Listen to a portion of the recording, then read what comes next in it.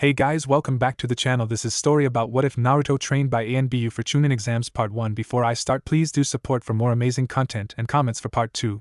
Do consider to subscribe my channel and share my video to your friends and check out the description as well. Let's start the video. Hokage's office. That man never changes. Hiruzen Sarutobi, the third Hokage of the Hidden Leaf Village, sighed. It was a little under 6 years since he returned to being Hokage after the nine-tailed fox appeared in his village and attacked, causing many fine shinobi and civilians their lives. One of those shinobi was Minato Namikaze, who sacrificed his life to seal the fox into his child Naruto at the cost of his life and the life of his wife Kushina Uzumaki. Remembering Naruto and the cruel and he was dealt the night he was born, brought a sigh to his face since he was the reason for his current annoyance. Danzo Shimura, a man who has long since desired to be Hokage, had been petitioning him to bring young Naruto into his root organization, a shadowy protectorate to the village, in order to abandon it. Even though he should have abandoned root long ago, the attack meant the village was vulnerable and Danzo's methods were the right thing even if he truly didn't like them. He was brought from his musing by a flash as a single person appeared in the middle of the room. "Lord Hokage, I'd like to have a word with you," the person said calmly in a clearly female voice. The person had a porcelain mask that resembled a cat's face, and she wore the standard uniform of the Hokage's forces, the Anbu Black Ops, black and gray armor, metal arms guards, and she had a katana strapped to her back. A pair of black ninja pants and black ninja sandals with a kunai holster on her left leg finished the unique outfit. "Nico, this is highly unusual," the third Hokage admitted. Nico was the current captain of the Anbu and was one of the ninjas who guarded him at all times, even in his office. "It's about your conversation with Danzo," the now named Nico replied nervously. Danzo was a sour subject for the third, so she was taking a risk. "What about it?" the third glared. "I believe he may actually be onto something. When it comes to Naruto, I mean," Yugao said calmly, but paused because she could feel the third's killing intent slowly rising. "Choose your next words carefully," Nico the third warned. He was already in a bad mood, and hearing his captain agree with his arch-rival was not going to help that mood. "Well, Lord Hokage, Danzo wants to bring Naruto into root because he could turn the fox into a weapon for the village." "I'm aware of that," the third said impatiently. "Well, what if we give him special training, just not from Danzo?" Nico said with a smile. The third looked intrigued but wary. "What are you suggesting, Nico?" the third asked again. He could understand weaponizing Naruto, but he got the sense Nico wasn't suggesting that. "As you know, once he turns 6 next month, Naruto will reach the point when the orphanage he's staying at isn't obligated to keep him around. I have reason to believe that the caretaker has every intention of kicking him onto the street after that," Nico said calmly. "And why do you think that?" the third asked curiously and nervously. The fact that she knew about those details was disturbing, and he needed to know more. "Well, the former members of Team Ro along with Genma Shirani have been watching Naruto for years in secret when we're not on duty. We've seen the way he's treated, and it's not good. Admittedly, I've had to stop Dog and Weasel from attacking the caretaker on multiple occasions," Yugao said nervously, since this was a dangerous admission. The third was caught off guard by the new revelation due to the people who were watching Naruto, and what they told him. Team Ro was an elite squad of Anbu under the 4th Hokage, and Genma Shirani was a member of the 4th Hokage's guard squad. For them to watch over Naruto wasn't a shock, since most of the members loved the 4th, and they knew how much he was looking forward to becoming a father. Hearing that the caretaker abused him was equally unpleasant, and he would have to look into that later. However, he realized what Nico was after, and he wasn't against it. "I take it you want to adopt him, Nico?" the third questioned. "Not quite, sir. What I was suggesting is that Genma Shirani adopt him. The others would eventually meet him under the guise of being Genma's friends and help him train and gain the skills he would have had if his upbringing was normal. I personally owe Kushina-sensei my life, and you know how much the 4th meant to Dog. Helping their son is the least we could do to honor them, especially since we feel like we failed," Nico admitted. The third couldn't help but smile, and he got the feeling that this discussion had been a long time coming. The truth was, he always felt guilty about leaving Naruto like that, and given what he learned about the caretaker, the idea of him living on the street was not a pleasant one. He would be at the mercy of the village, and actual ninja could do some serious harm. This way he would get training and be safe from harm at the same time. "I agree, but Genma lives in a single apartment." "Are you sure that's wise?" the third replied curiously. "About that," Nico said nervously, since this was the hardest part of all, at least given the plan the group had been discussing ever since they first noticed the abuse. "We were thinking that he could live in his father's compound. It would allow him to have a proper home, and we would make sure to take care of his needs there. We could control the villager reactions by having him seen with us for a long time. The villagers are scared, but they aren't fools," Nico finished. The third was surprised by the suggestion, and it was an excellent one given the circumstances. The compound was his birthright, and ensuring that everything the fourth had was safe was something he'd gladly approve of. The fact that they requested it this way meant the civilian council couldn't complain. Naruto would be safe and getting proper training. More importantly, Danzo would get off his back. The answer was obvious. Very well, Nico. I'll draw up the paperwork for you to make it official. I assume you'll continue your duties as captain even while you're helping him. Yes. Genma will be his primary caregiver and we'll visit when we can. I know it'll be difficult at first, but for Sensei it's worth it, Nico said happily. The third couldn't be happier, and in truth he agreed. Naruto would be safe and they would watch over him for as long as required. He could even get Jiraiya involved in secret, but that was another matter. Thank you for this conversation, and you're dismissed so you can tell the others the news, the third said proudly. With Naruto safe and watched by the Anbu, he was sure to become a fine ninja. By the way, you can tell him who his parents are when you feel he's ready. If he's anything like his father, he'll figure you guys out soon enough, the third warned. Of course, Lord Hokage. Nico approved. They were going to do it eventually anyway, but at least this way they had permission. With the business over, Nico left in a flash to tell the others. 18 months later. A now 7.5-year-old Naruto Uzumaki woke up from his warm bed and couldn't help but smile at how wonderful his life was now. Just before his 6th birthday, he was taken in by a man named Genma Shirane who brought him to his home, a massive compound where he had everything a young boy could want. Apparently, Genma family died in the nine-tailed fox attack and his friends convinced him to adopt somebody after watching him suffer for a long time. Those friends were Kakashi Hatake, Itachi Uchiha, and a woman named Yugao Yuzuki. Naruto wanted to take the man's last name, but he insisted that he keep his original name. It was odd, but he wasn't about to say no since he had a proper home now. Making his way over to his closet, Naruto chose his outfit for the day.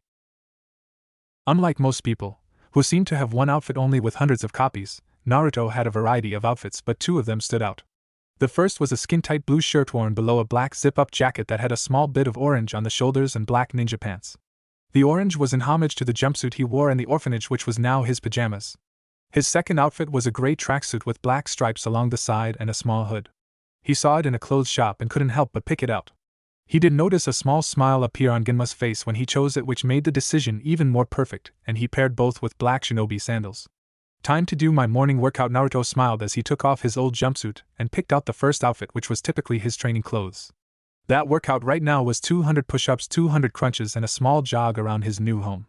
He needed to make sure he was ready for today. Kakashi and Yugao were coming to visit to continue his training. Scene skip. So Naruto, have you been keeping up with your training? Kakashi smiled as he and Naruto sat at the training ground. Kakashi was a friendly young man with spiky silver hair who dressed in what Naruto was told was the standard Jonin outfit. His most notable feature was the blindfold on his right eye, which Naruto never asked about out of respect. Yes, I have, and I've been working on that jutsu you gave me for my birthday, Naruto replied, still dressed in his workout clothes since he was going to be training. Alright, show me. Kakashi smiled happily. Naruto put his fingers together in a cross and shouted, Shadow Clone Jutsu. Before long, 10 copies of Naruto appeared dressed and ready to train. When he turned 7, Genma agreed to start helping him as he prepared to enter the Ninja Academy, and they figured out one thing very quickly: he was never going to be able to use the clone jutsu because he had a massive amount of chakra and no control. To alleviate that, Kakashi taught him the Shadow Clone Jutsu in exchange. Good, and now that you're ready, it's time to really kick up your training. Kakashi smiled before reaching into his pocket and grabbing a small piece of paper. What's this? Naruto wondered. It's called chakra paper. If you touch it, you'll be able to learn what nature you are, and it'll make the next part of the training much easier. Kakashi smiled. Okay, Naruto smiled, grabbing the paper. He was shocked to see the paper get cut up before each piece became slightly damp. Is that supposed to happen? It's perfectly fine, Naruto. This means that you have a wind-style nature with a slight water-style one. If the paper had crinkled, that would have meant you had a lightning-style nature. If it burned, you had fire, and if it crumbled slightly, you'd have earth. So what nature are you, Kakashi? Naruto smiled. I'm mainly lightning, but I know a whole lot of jutsu. In fact, I'm going to use the shadow clones to teach you those jutsu now. Huh? Naruto said in confusion. When shadow clones dispel, the real you will learn everything the clone does. Kakashi explained, causing Naruto's eyes to light up. So that means I can learn a wind jutsu, a water jutsu, and work on sealing with at the same time. Naruto smiled. Another gift he got for his 7th birthday was a book on sealing from Yugao. She said that it's difficult, but she thought he could handle it. That's right, but they don't gain physical traits, which means you have to work on those alone. That's fine. Itachi taught me a cool kunai exercise, and we even made a small field for that. So I'll go there. Perfect. Yugao should be here shortly, so we'll get started soon also. Kakashi smiled before making the same hand signs. Naruto was surprised that only 2 clones appeared. Hey Kakashi, why can you only make 2 clones? Naruto wondered innocently. Don't worry about it. Just make sure you're focused on your training. Scene skip. When Yugao arrived, she took the real Naruto away and brought her off the compound and into town. An underrated ninja talent is the art of kenjutsu or swordplay, and I'm going to teach you about it. But first I need to get you a sword. Yugao smiled as they walked towards what was supposed to be the local weapons store with Naruto dressed in the hoodie. Yugao was a beautiful woman with long purple hair, big brown eyes, and a bit of red lipstick. Her outfit was odd to Naruto since it was different from the Jonin outfit, but Yugao told him not to worry about it the first time they met. Cool. Will I get something like what you have, Yugao? Naruto wondered. Maybe. It'll depend on what you're comfortable with, Yugao replied. I see, Naruto replied as they approached the store. Walking in, Naruto was immediately struck by all the weapons that were placed throughout the building. He was so distracted by the weapons that he didn't see somebody slam into him, tossing him to the ground on his back. He mentally groaned because there was only one person who did that with him. It's been a while, Tenten. I guess you got adopted by a blacksmith. Naruto smiled as he looked up and saw his only friend from the orphanage. She was a young woman with slightly tan skin, brown eyes, and brown hair that she kept in a pair of buns. Her current outfit was a pink sleeveless chipao-style blouse with red sleeve trimmings, yellow fastening buttons, and dark green pants. Her kunai pouch was on her thigh, and she had a pair of blue sandals. I couldn't help it. I haven't seen you in 2 years and I guess I got excited, Tenten said happily. She truly missed Naruto after she left. Yeah, but if you don't mind, I'm kinda here to buy a sword. Can you get off me for a second? Naruto said bashfully. Tenten wasn't as small as she was back then, and it was a bit awkward for him having her body pressed against him. Her slowly developing body. Tenten realized how close they were and quickly got off before turning away so Naruto couldn't see her blush. Sorry about that, Naruto? Tenten said bashfully. It's fine, Naruto replied, getting up calmly, unaware of the blush that adorned his best friend's face. Now that you two are done catching up, I guess it's time for business. Yugao smiled warmly, having seen said blush. Yeah, Tenten said hastily before taking them to the section of the store with the swords. So what type of blade are you looking for? Tenten wondered. The pair had discussed weapons a lot back at the orphanage, so she knew that Naruto was aware of types. Naruto paused for a moment before remembering something. How about a katana? My style needs something light that'll get the job done, Naruto suggested. Style, Yugao wondered. I was learning about my nature with Kakashi this morning, and he said I was wind and water. That means I need something with cutting power for wind, but for water I need something that's light and quick-based, Naruto revealed. Tenten and Yugao were shocked for different reasons. Yugao because he understood so much so quickly, and Tenten because Naruto made the job much easier. Looks like you've done your research. Tenten smiled before looking for something for Naruto. She quickly found a 70cm black katana with gray grip. That looks awesome, Naruto replied, happily grabbing it, and after the two girls gave him some space, took a few swings. Looks perfect, Yugao smiled. Yeah. Naruto smiled before thinking of something. Hey Tenten, since you like weapons and Yugao is going to teach me, how about she teaches you also? Both women were shocked once again, but Tenten smiled. I would love to, but I'm busy at the Ninja Academy. I don't know if I'll have time, Tenten frowned. Naruto frowned since he knew how Tenten envied Tsunade and that she would want to focus on her studies as much as possible. How about this? You go to the academy and play with Naruto during the weekend. I'm sure you'll have plenty of time that way, Yugao suggested, catching him and Tenten off guard. Are you sure? Tenten asked nervously. Yes, and I doubt Naruto will disagree. That works fine for me, Naruto nodded. Then let's do it. Tenten smiled. A partnership was born and Naruto had a new blade. Overall, it was a great day. 4 months later. Things with Naruto were looking bright over the last 4 months.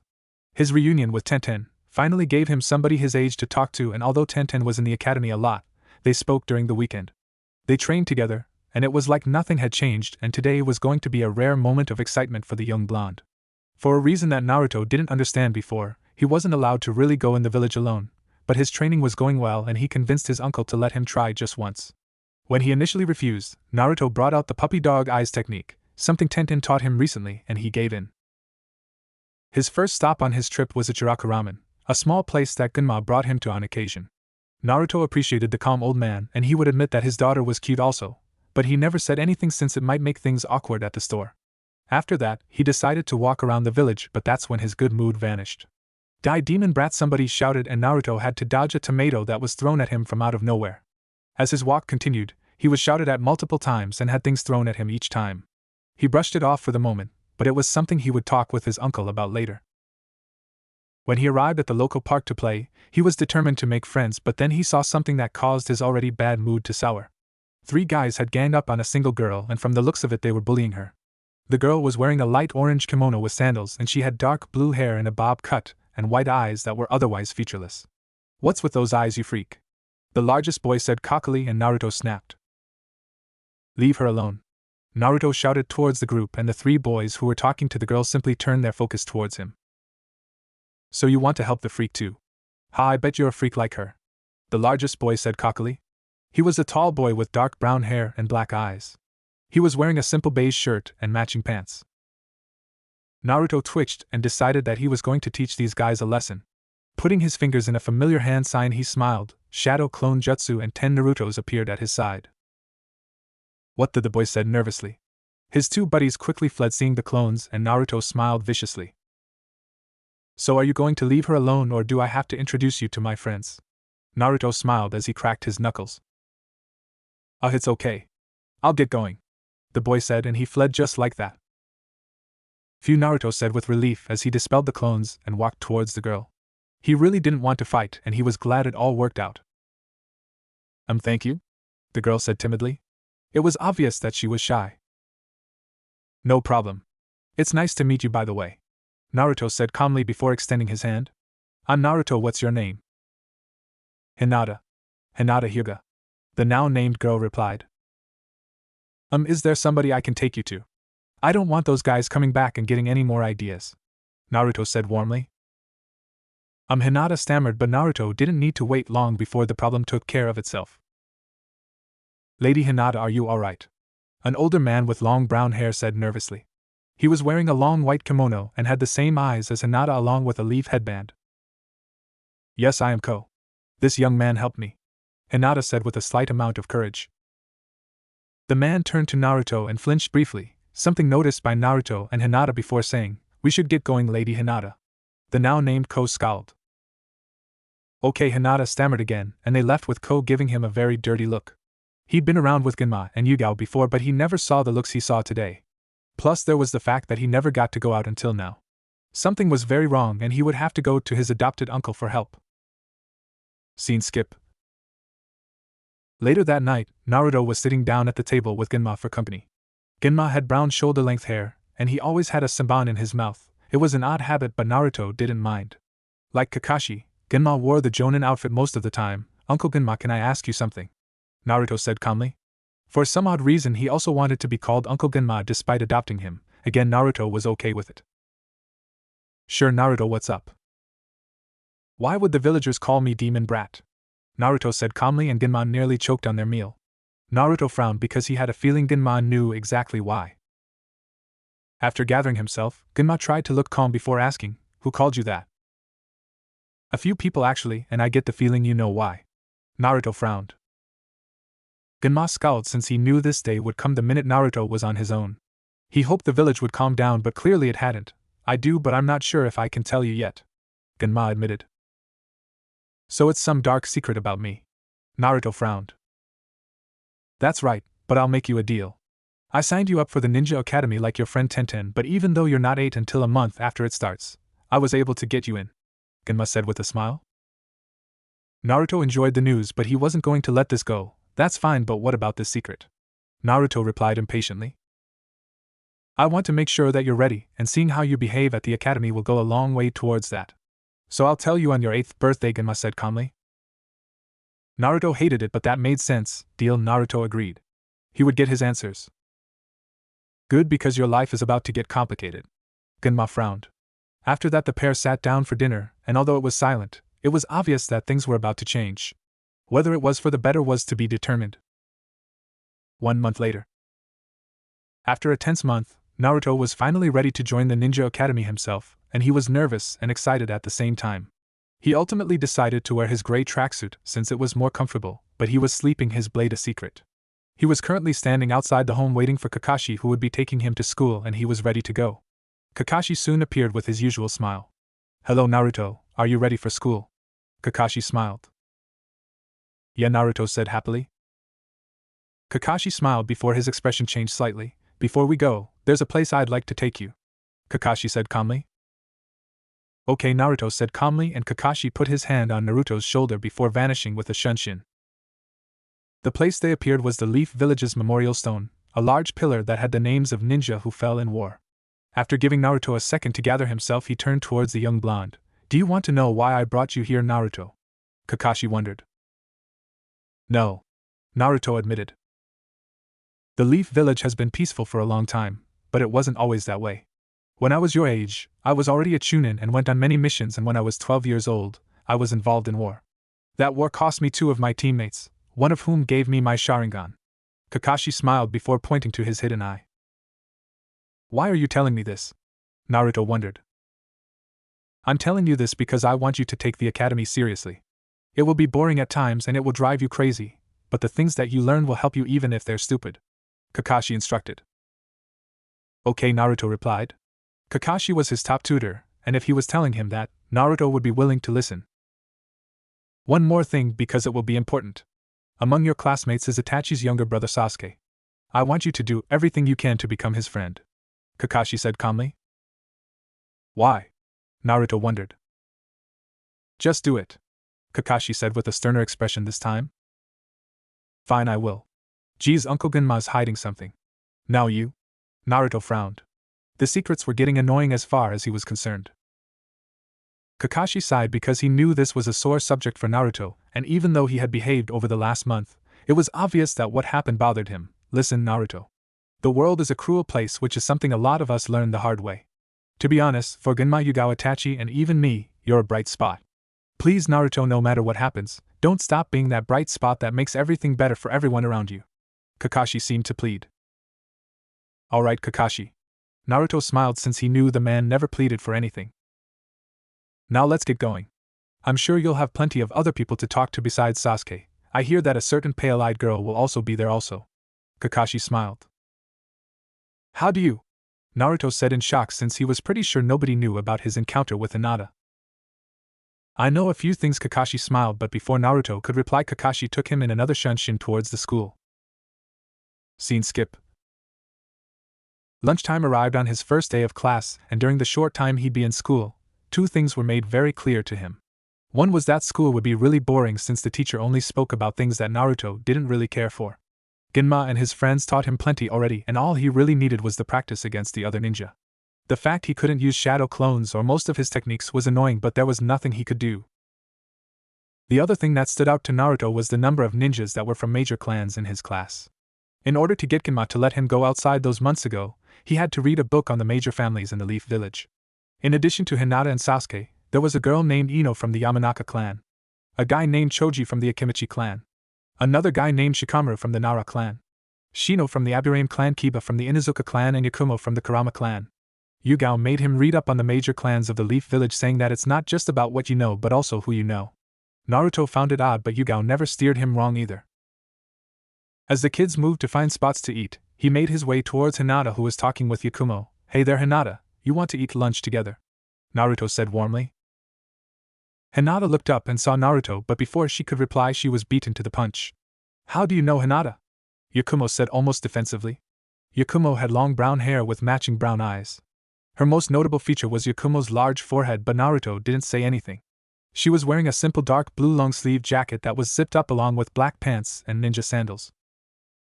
"I helped her with some bullies a month ago. I wanted to be her friend, but I haven't been able to go outside since then," Naruto admitted. "That was you," Yakumo said in shock. She and Hinata were friends through their shared mentor. After what happened at the park, Hinata told her mentor about the encounter, and her mentor reached out discovering that they'd be classmates at the academy, which made Hinata cheer up. Of course she wasn't going to tell Naruto about that. Yeah? Naruto said, bashfully sure of what he had done or hadn't done. Can we eat lunch now? Hinata said timidly. No doubt she wanted to change the subject. Fine by me. I'm hungry. Naruto smiled, understanding that Hinata really didn't want to talk about this. The group proceeded to eat lunch together, and he learned about the two girls. Yakumo wanted to be a ninja, but she had issues with her body that nobody could explain. Those issues meant that she wasn't likely to become a ninja, but she insisted on joining the academy anyway. As for Hinata, she was the heiress of the main branch of the Hyuga clan, and her father was pretty harsh in his training. Yakumo didn't hide her distaste for the man, and Naruto got the sense that there was a story behind it. When it was time for Naruto to reveal his story, he did so, and the two girls were both surprised to learn that he was adopted. Hey Naruto, why don't you call yourself Naruto Shirani? Yakumo wondered. Uncle Genma insisted I keep the last name Uzumaki and only call him Uncle Genma. I never understood why, but I just ran with it.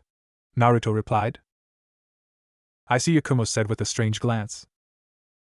Is there something wrong? Naruto wondered. Yakumo realized she was staring at, tried to dismiss it. No, you're fine. Yakumo said hastily. Okay, Naruto said with a curious glance. Well, he would worry about it later. He had 2 new friends, and that was good enough. Scene skip. 2 weeks had passed and school was going exactly as Naruto would have liked. He spent most of his time with Yakumo and Hinata, but he did speak to some of the other heirs when he got a chance. Shikamaru and Choji were fun, but they were content to just relax, and Naruto accepted that but let them be. Shino was silent and Naruto, and they got along because he thought it was cool that Shino had bugs inside him. He really didn't like Ino or Kiba since each was a loudmouth in their own way. Then of course there was Sasuke. At first, they didn't get along because Itachi trained him and not his own brother. Naruto asked Itachi why and discovered it was because he wanted Sasuke to be his own man. When he told Sasuke that, they became friends and both were determined to become as strong as Itachi was. Finally was Hinata and Yakumo, who were his closest female friends aside from Tenten, who occasionally came to visit them. So guys, my birthday is in 2 weeks and my uncle Genma is hosting a party at his compound. Naruto smiled as he sat with Yakumo, Hinata and Sasuke during a shared lunch. So who's coming? Yakumo wondered. Well, Uncle Genma is going to have some friends who have helped me, and I was thinking of inviting you guys, Shikamaru, Choji, Shino and Tenten. Naruto smiled happily. Naruto, what about me? Ino interrupted, causing him to frown. Ino had fair skin with blue eyes and short blonde hair. Her outfit was a pink hooded sweatshirt with a purple skirt that was tied up by a black cord and sandals. Well, I don't like you, so you're not invited, Naruto said harshly.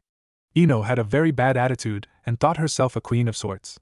She did get along with Sakura Haruno, one of the few civilians who actually seemed interesting, but otherwise she was just a pain. That's cruel, Naruto.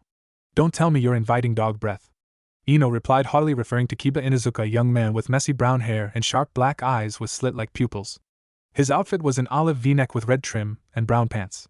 With Kiba was a white dog named Akamaru that was basically his partner. It was an Inuzuka thing, so Naruto didn't care. You realize that's why Naruto doesn't like you, Ino? Yakumo scoffed. Whatever, Ino huffed and walked away. I don't like her very much, Sasuke spoke up. Not many do. She might not be as bad as some of the girls in the school, but she's up there. Personally, I pity Sakura for dealing with her, Yakumo said coldly. Be nice, Hinata said calmly. Their group dynamic helped her with her confidence, and she was beginning to open up to others, but she was still ways away. As far as Naruto was concerned, that was a beautiful thing, and in due time she would be as bright as the others. Well, let's worry about Ino later. I'm really excited for this party, and I know it's going to be awesome, Naruto said happily. He'd been waiting for the party the whole time for multiple reasons, but mainly because of what his uncle promised. His shinobi career was important, but his family was equally so, and he was tired of the secrets. Unknown area. A groggy Naruto found himself in the middle of a strange hallway. The room was yellow all around with narrow walls, and above him was a group of massive circular pipes that seemed to lead somewhere. Where am I? Naruto wondered. As he got up, he looked down and realized he was in his training outfit, which was strange since he swore that he was in his pajamas. Realizing he needed to find his way around, Naruto decided to follow the pipes, figuring it would lead him to something that might tell him where he is or what was the odd sensation he had. Eventually, he made his way to a large room that seemed to reach the sky with a massive cage in front of him. He couldn't tell what was in the cage because it was pitch black, but the odd sensation from before was practically screaming at him, as though something incredibly dangerous was around him. I'm surprised you were able to access this place. Isn't this interesting? A voice said ominously from behind the cage. Who are you? Naruto wondered. Who I am is not important. What is important is what I know. Since I don't know where I am or who you are, how am I supposed to know if what you know is important? You have a point. So how about I give you a small test? The voice replied. I've had enough tests for my liking from school. Naruto deadpanned. Yes, but I know you're intelligent, and this test will give you some of the answers you seek if you think carefully. Alright. So, what's this test? Naruto frowned. He didn't know what was going on, but this voice gave him the answers he sought out. When you go to take your shower, look into the mirror and focus your chakra. When you do, you'll notice something very interesting. Naruto frowned because this felt like a trap. When I noticed this interesting thing, what should I do? Naruto wondered. It wouldn't be much of a test if I gave you all the answers. Let's just say this is a starting point, the voice replied. Naruto scowled because the voice was right. Alright, but I don't like it. By the way, how do I get out of here? Naruto frowned. Simply open your eyes. This is a dream after all. The voice replied. Naruto frowned but focused his mind and seemed to vanish from sight. You are truly interesting, boy. Let's see what you do with my little test. The test of the nine-tailed fox, the now named fox said happily, and a large set of red eyes and a pair of sharp teeth appeared in the shadows. Naruto's room. Naruto opened his eyes after the bizarre dream and found himself back in his simple room. He had an extra-large twin bed, which always felt large, but he was okay with it since he didn't need to change his bed anytime soon. On the bed were ocean blue sheets with the red Konoha swirl all around. Getting up, he went towards his particularly large dresser which had multiple copies of his outfits. But as he went to grab his training clothes, remembered the odd advice he received earlier in the morning. I wonder, Naruto thought to himself, as he made the decision to walk over to his bathroom which was right next to the room. Genma had his own bathroom which suited him fine. His bathroom had a full-length mirror next to the simple sink and a massive shower with the shower head above him, which Naruto enjoyed because he liked the feel of water cascading down his body. Undressing quickly, he walked over to the mirror and focused his chakra as requested by the weird voice. When he did, he was shocked to see a seal appear on his stomach. What the hell? Naruto shouted. Luckily for him, it wasn't loud enough to wake Genma, but his focus quickly returned to the seal. It had a swirl in the middle with 8 marks set up A and 10-11 o'clock, which meant it was from the 8 trigram sealing style. What's odd is that he would have remembered if Genma or one of the others put a seal on him, which they had not. It was yet another secret to ask his adopted uncle about, but he had other matters to focus on. After all, today was his birthday. Scene skip. A smiling Naruto sat in his family's living room with Hinata, Yakumo, Sasuke, Tenten, Shikamaru, and Choji as they relaxed. The massive room was mostly free space with a large dark brown circular table in the middle with a large light brown couch on the right side for people to relax in and a series of smaller matching chairs at the top and bottom of the table, creating a free space on the left. Since they wanted to be around one another right now, Naruto moved the smaller chairs away. An idea which was fine, since Choji seemed comfortable sitting on the couch and eating chips while Shikamaru sat next to his friend trying to nap. Shikamaru had spiky black hair that's usually tied in a ponytail, and lazy black eyes. His outfit was in a gray shirt with blue on the edge of the sleeves and a gold circle in the middle with what Naruto discovered was the Nara clan symbol. Choji was a gentle boy with spiky brown hair and 2 red swirls on his cheek. He was big, which was a trait most of his clan shared, but he was nice. He wore a green zip sweater with a green stripe across the middle with brown pants and shinobi sandals. The rest of their group was on the floor with Naruto, Tenten, and Sasuke wearing their typical outfits. You're pretty good at this, Naruto. Yakumo smiled as they played shogi with Hinata next to her and Naruto across from the pair with Tenten and Sasuke flanking him. Instead of her usual outfit, she was dressed in a pink kimono held closed by a pink sash with 2 pockets on the front with red mesh armor underneath. She also had some violet baggy pants underneath the kimono, at least according to her. Hinata was dressed in a white kimono that looked really good on her. I play sometimes with Uncle Genma, but he's way better than I am, Naruto admitted. What's the point of playing a game like shogi? Sasuke dismissed. Being a shinobi isn't about just being strong and having strong jutsu. It's about being smart also and knowing which jutsu to use. Shogi helps you learn strategy. I've been playing for years, Shikamaru chastised. Fair enough. Sasuke gave in. Shikamaru was even smarter than Naruto, and if he swore by shogi, there was no way to dismiss it. Hey Naruto, can I ask you something? Yakumo wondered, causing everyone to focus on the birthday boy for a moment instead of Yakumo's impending loss. Sure, Naruto said calmly. He had a bad feeling about the question but gave in anyway. When I asked my family about coming to your party, they were nervous for some reason. They asked how I knew you and why I was invited. It actually took me a while to convince them to let me come, Yakumo admitted. My father was hesitant at first, but after I told him a little bit, he said it was all right. Hinata said shyly. I don't know why they'd hesitate, but they didn't and you're here. I say we focus on that. Naruto frowned.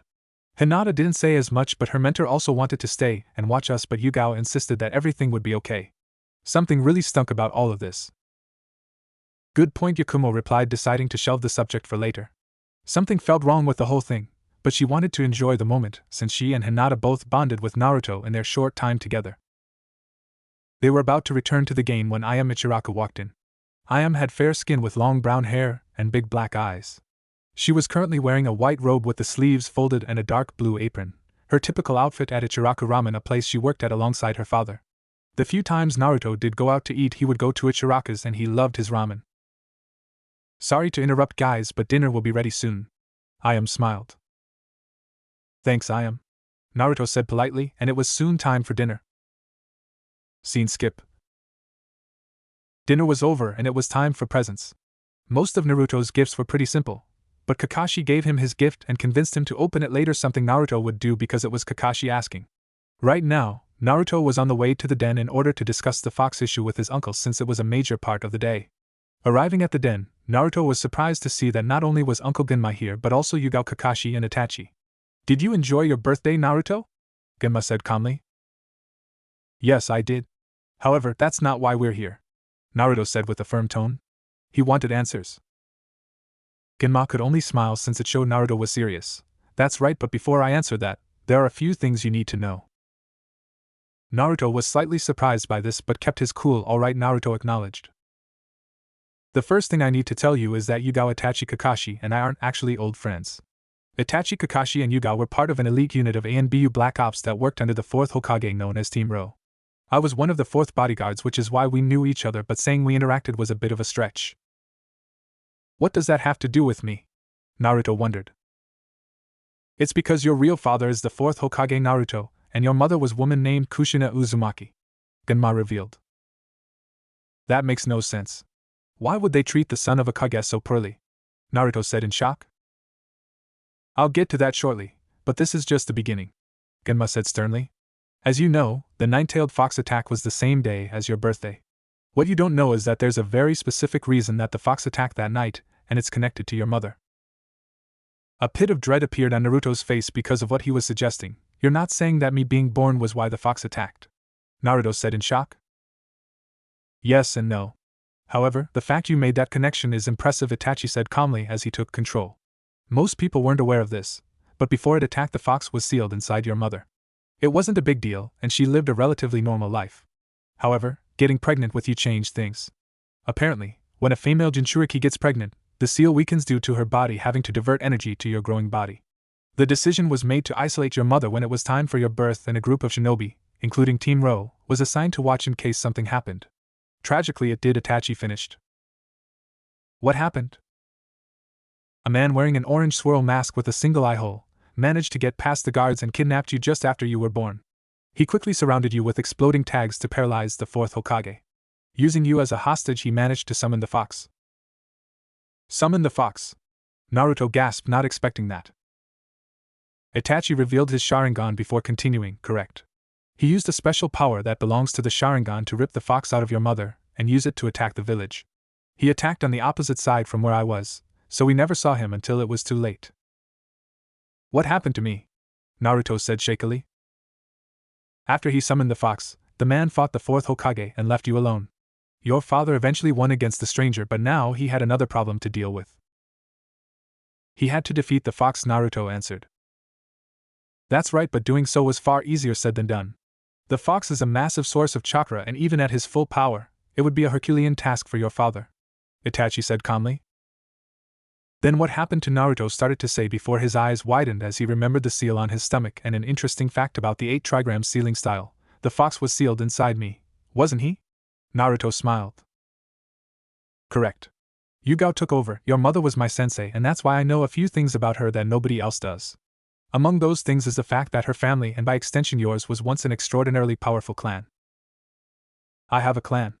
Naruto gasped, having been dealt another blow to his system. Correct. The Uzumaki clan lived in the now destroyed Whirlpool village, and they were known for two things: their incredible chakra, and two was their mastery of the art of sealing. That chakra made your mother the perfect person to host the fox, and as her son you have that same chakra. Yugao explained. It was also why she was comfortable giving Naruto the book on sealing, and why they taught him shadow clones, but that was another matter. Is that why you adopted me? Because you wanted to monitor the fox? Naruto said almost solemnly. His real mom and dad were dead, and it seemed like his uncle was only here to make sure that their last act in sealing the fox wasn't in vain. It actually the opposite, Naruto. There are other reasons, but the main one was because of the fact that your parents were important to each of us. In my case, your father was my teacher, and after my own father killed himself after a failed mission, your father supported me and became a father figure of sorts. Yugao spoke next. Like I said before, your mother was my sensei and helped me become the shinobi I was today. I was part of a rival team, but I admired your father, and when he chose me to be part of his guard, I saw what everybody else did in him. Genma praised. I knew the man in passing, but like the others, I saw what an amazing man he was, Itachi admitted. We thought the world of your father and mother, and we owed it to them to make sure you were okay. Naruto wanted to be angry, but to see how they spoke about his father truly touched him. Thanks guys, and I'm glad you told me all this, Naruto admitted. It was truly a whirlwind, but these guys were his precious family, and nothing could change that. You're not upset? Genma said in shock, expecting him to at least be angry. Yeah, I'm upset, Uncle Genma. Some psycho used me to kill my mom and dad and destroy the village. But you guys were there for me, and thanks to you guys I can become a shinobi they'll be proud of. Naruto smiled. I see. Genma smiled. He was shocked that this went as well as it did, but he clearly didn't give Naruto as much credit as he should have. Just one thing, Naruto, Yugao said calmly. What's that, big sis? Naruto said cheekily. Big sis? Yugao wondered. Well, you were my mom's student, and from what I heard your teams are like your family, and that makes you my big sis. Naruto smiled before turning to Kakashi. It sounds like my dad acted like your dad also, Kakashi, so I guess you can be big bro. What about Itachi? Genma wondered. I can't call him big bro because Sasuke would get mad, so I guess he's just a family friend. Naruto smiled. Alright, Itachi chuckled, since Sasuke actually would get mad. Well, listen to your big sis when I say that you can't tell anybody about the fox because it's an S-rank secret. I would also recommend keeping your heritage a secret also because your father had plenty of enemies, especially from IWA, and your mother's clan was just as infamous. Yugao revealed. Naruto frowned for a bit. Can I tell Sasuke, Tenten, Hinata, and Yakumo since they're my friends? The quartet shared a look before nodding. You can tell them, but nobody else. Now get some sleep because you've had a long day. Genma smiled. Yeah, I have, Naruto admitted. This was insane, and he had a lot of thinking to, but at least now he understood everything. The seal he saw was the fox's, and it was that very fox that reached out to him. Now it was time to return the favor. Scene skip. After the long night, Naruto decided that he would check out Kakashi's present before talking to the fox and getting some sleep. To his surprise, it was a book called Make Out Paradise, and after reading a few chapters, Naruto immediately realized why Kakashi kept it secret from the group. If Yugao saw what the book, she would freak, and none of them needed that. After gathering himself and recalling some interesting facts from his life, Naruto closed his eyes before focusing his chakra again, fully expecting the fox to reach out to him. When he felt a small pull, he went with it, and found himself back the sewers. You passed my test, boy. Well done. The fox smiled before revealing itself. Thank you, but I'm curious what I should call you. Just saying nine-tailed fox is a bit weird, Naruto said bluntly. For now, you may call me Kyubi, but I'm curious why you're not more afraid of me. Because thanks to the seal, our fates are connected. If something happens to me, you're in trouble also, and that means it's in your best interest to keep me alive, Naruto said with a bit of cockiness. That's not true, brat. If you die, I'll return to my original state of pure chakra. It'll take me a while to reform, but I'll be fine. Naruto twitched, since that changed things. Well, how about I make things better for you while you stay with me? Naruto offered. The sewer was unpleasant to him, and he could only imagine how the fox felt. And how will you do that? Because I realize that we're currently in my mindscape. The cage is my seal holding your power back, and these pipes connect my chakra to the rest of my system. So, what if I make your prison a bit nicer? Naruto suggested. Prove it, the fox challenged. Since this was his mindscape, Naruto took a moment to focus and the sewer was changed into a large field. It was thanks to this that Naruto finally saw the titanic form of the fox. Orange fur and massive tails that no doubt struck fear into many. However, Naruto realized that he was safe. How's that? Acceptable, the fox said smugly. Very well, boy, I'll work with you so you can get stronger, but don't disappoint me. I do want to see that bastard suffer, and if you're going to get strong enough to stop him, you've got a long way to go. Yeah. Right now, I've got to get some rest. Today was a really long day, Naruto said nonchalantly before vanishing from what he now knew was his mindscape. He had a long way to go, but this was a good first step. Luckily for him, he had a perfect tool to get stronger. Scene skip. It's been a month since Naruto's birthday, and he couldn't be happier. A week after his birthday, he brought his friends over and told them about his newly discovered family, and he was worried about the girls' reactions. Their feelings were summed up by a quote by Hinata: "Knowing who your parents are doesn't change how we feel about you, Naruto. You've always been our friend and you always will be no matter what." Despite her saying that, Naruto didn't tell them about the fox, but he promised himself that one day he would. His bond with his adopted family managed to grow also. Now that they could talk about his family freely, he heard many stories about his mother and father from their former students. From Yugao, he learned that his mother was known as the Red Hot Habanero because of her red hair and fiery temper. She also mentioned that he was glad that he didn't inherit his mother's temper, or it would have been a nightmare. Kakashi told him about his father, and he learned that the fourth was a genius who was actually better with seals than his mother despite her Uzumaki heritage. He also learned that the tracksuit he wore was identical to one his father wore as a kid, which is why Genma smiled so much when he got it. The only problem for Naruto was his relationship with Itachi. Ever since the night he learned the truth about his parents, Itachi spent less and less time with him. He asked Sasuke if everything was okay a few weeks ago, and Sasuke said that things seemed off between him and the clan, but also said that it was clan business.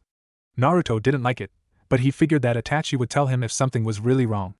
I don't get it. Why is he so distant? Naruto muttered to himself as he relaxed on his bed. Almost as though to answer his concern, a person flashed into his room, and it was Itachi himself. He was dressed in all black with his sword on his back, which was surprising. What's going on? Naruto wondered nervously. I'm about to go away for a long time, Naruto, and we may never see each other, but I wanted to deliver one last lesson, Itachi said solemnly. Why are you going away? Naruto wondered. I can't say, but please, Naruto, can you hear me out? Naruto didn't like it, but he couldn't exactly refuse. Of course, big brother Itachi. Itachi smiled for a moment before gathering himself. My final lesson is that the worst thing you can do as a shinobi is to let hatred or fear guide you. Huh? Naruto said in shock. After your father sealed the fox inside you, the third Hokage immediately took control again because the village needs stability. His first act was to gather the shinobi and civilian councils, and after revealing what happened to you, made the knowledge an S-rank secret. But somebody leaked it, didn't they? Naruto frowned. A rare sigh appeared on Itachi's face. Yes, and that was the wrong thing to do. Most of the village doesn't understand seals under normal circumstances, and this was far from normal. People would always believe that as long as you existed there was always a chance the fox would return. The treatment you received at the orphanage was due to the caretaker acting on that fear, Itachi explained. How did you know about that? Naruto gasped. Itachi sighed because this was another sad truth. The fox's attack caused massive damage to the village and cost us many great shinobi. Because of that, high-level shinobi like us were forced into various roles to help the village get back on its feet and ensure that our enemies didn't target us. As a result, Lord Hokage believed the best thing to do with you was to place you in an orphanage where at least you would be safe until the village stabilized. We didn't agree, but we were obligated to listen to our orders. That didn't stop us from watching over you, and we saw how you were treated, and it didn't sit well with us. Naruto's eye widened. That's another reason you guys decided to adopt me, isn't it? That's right. The four of us knew that the moment the caretaker could rid herself of you, she would, and you'd be at the mercy of the villagers. I don't need to tell you how badly that would end. Naruto shuddered at that because he had plenty of trouble with the other kids, and he was pretty sure without the fox he would have died long before he made 6. If he was on the street and had to deal with actual shinobi who were traumatized, he was doomed. Yeah, I would have been a goner. That's right, and to ensure that didn't happen, we decided to work together to make the arrangement you have now. Naruto was glad to know that they cared about him that much, but that didn't explain why Itachi was doing what he was doing. That's nice to know, but what does that have to do with the lesson? Goodbye Naruto, Itachi replied solemnly before vanishing via a shunshin. Scene skip. Naruto barely got any sleep due to staying up and thinking about what Itachi told him before finally getting to sleep early in the morning. As he made his way downstairs for breakfast, he could see Ginma was awake, but he was surprised to see that Kakashi was also there, and they were both clearly upset about something. What happened, Uncle Ginma? Naruto wondered. The two looked at each other before giving a nod of understanding. Last night Itachi slaughtered the entire Uchiha clan with the exception of Sasuke. He's currently missing and Lord Hokage is going to declare him an S-rank missing shinobi in short order, Ginma explained. Naruto was stunned by the news, especially since Itachi came to visit him just before doing it. You gotta be kidding me. Why would Itachi do that? Nobody knows, Kakashi replied, and although Naruto got the sense he was hiding something, he wasn't going to call him out on it. His focus was on something else. Where's Sasuke? I want to see him. Naruto frowned. He's currently in the hospital, but let's walk there because we have some stuff to discuss, Kakashi said with a stern glance. Okay, Naruto replied. Luckily for them, it was the start of the weekend, which meant no school. The pair moved in silence for a while as they navigated the village, and when they finally had a little area to themselves, Kakashi spoke up. What Itachi did is going to change everything, Naruto, and not in a good way, Kakashi said sternly. Yeah, I bet. Sasuke's clan is a big deal, Naruto replied. That's right. In addition to being one of the two clans that helped found the village, the Sharingan is an incredible tool, and with his clan gone, they need somebody who can teach him about the Sharingan to ensure that he becomes a pillar of the village. And by somebody you mean you, Naruto said with understanding. Yes.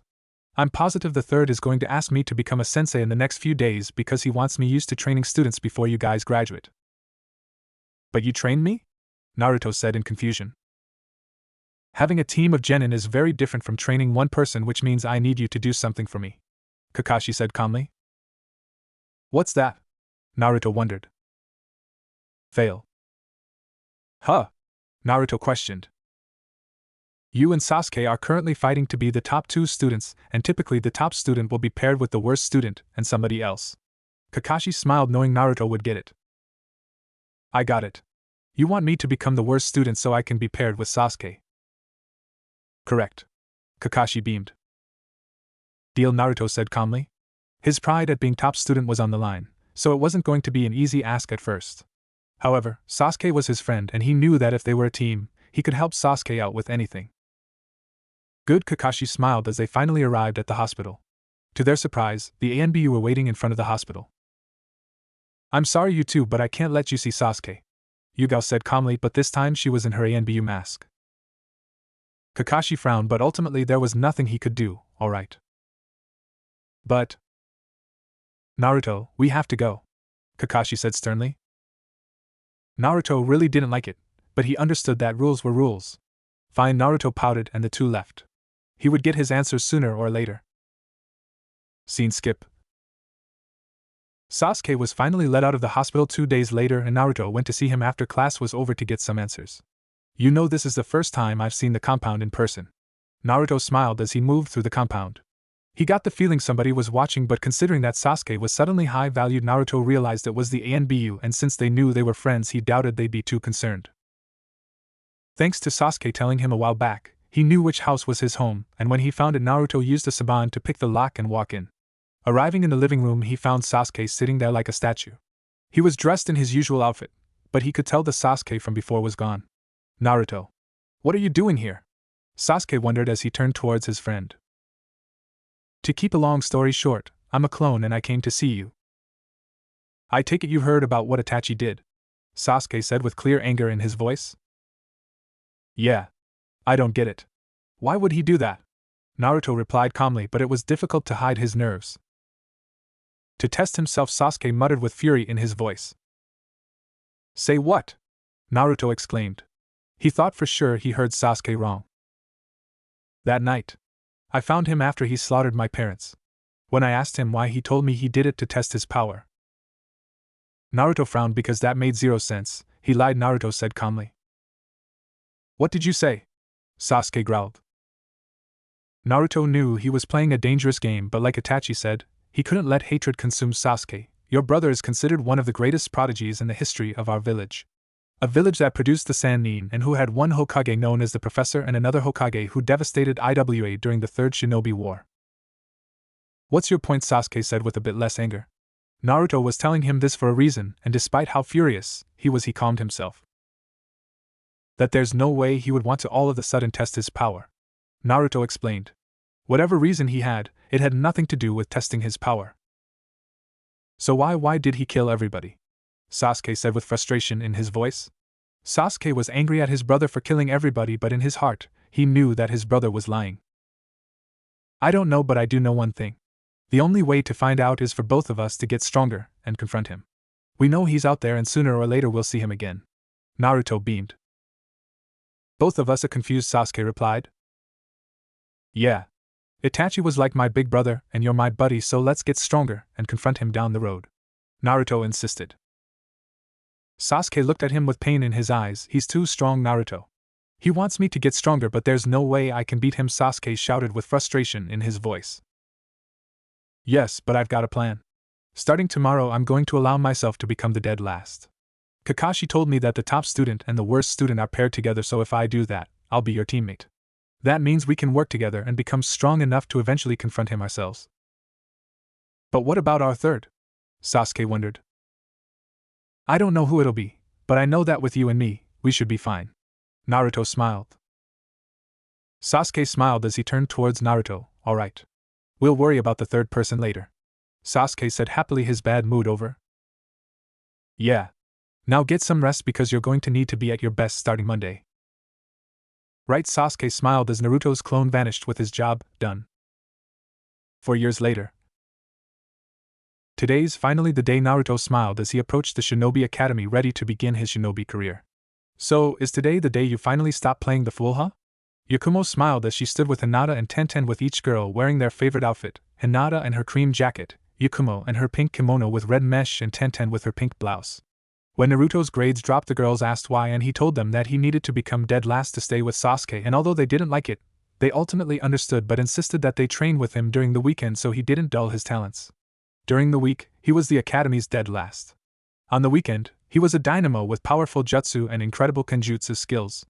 Admittedly, only Tenten and Yugao knew how skilled he was with the blade, and he never used his jutsu against the girls since it would be overkill, and he wanted them to get more confident. Yeah, and hopefully with everything that's happened you'll pass yourself, Yakumo. Naruto smiled, not bothered by the joke.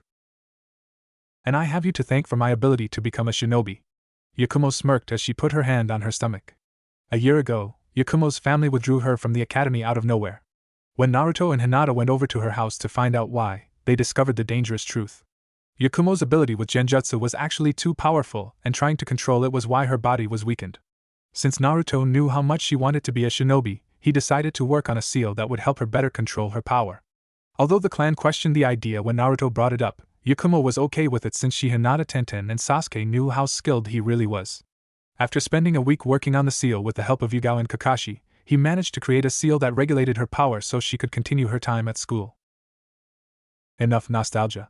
You guys have to get going and I need to deal with Guy-sensei. Tenten groaned. Her teacher was a man named Might Guy who shouted about youth, and he drove Tenten bonkers. See ya. Naruto smiled, kissing Tenten on the cheek as a means of good luck.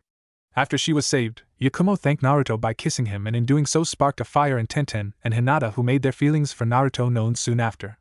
Since then, the three girls competed for Naruto in a way similar to what Sasuke dealt with, but unlike with Sasuke, it was done in private due to the fact Hinata and Yakumo were heiresses and Naruto was an orphan. Now comes the fun part. Hinata frowned due to an interesting complication. Ironically enough, Yakumo staying at the academy complicated things rather nicely for Naruto's plans due to the way their class was composed. As clan heirs, Ino, Shikamaru, Choji, Shino, Kiba, Hinata, Yakumo, and Sasuke were all guaranteed to pass, and Sakura Harino, a Sasuke fangirl and the daughter of a member of the civilian council, was also likely to pass. That meant that even if Naruto passed, there was a good chance that the Hokage would have to choose between him or Sakura, and that would be disastrous. It's not my fault that most of the civilians suck. Yakumo frowned. The idea that her staying would ruin Naruto's plan really sucks. There's nothing we can do about it. Let's just see what happens, Naruto said calmly. It wasn't a good situation, but they had no choice in the matter. Whoever passed would pass, and they would deal with the rest afterwards. Regardless, it was time at last for all three to take their final steps into the academy. Shinobi Academy. Naruto walked into class with Hinata and Yakumo by his side with a smile on his face. He practically bathed in the stares of anger and jealousy coming from his classmates, and top of the list was Kiba Inuzuka, who was furious that Hinata was so attached to him. Get ready, Naruto. Hinata will see once and for all what a failure you are, Kiba said cockily. His current outfit consisted of a large gray hoodie with fur on the inside and dark gray pants. On top of his head was his Nikan Akamaru, a small white dog.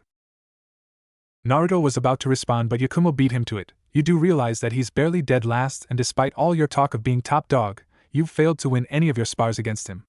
Yakumo smirked, causing Kiba to scowl. Kiba was about to respond, but he was interrupted by a surprising source. Will you three sit down?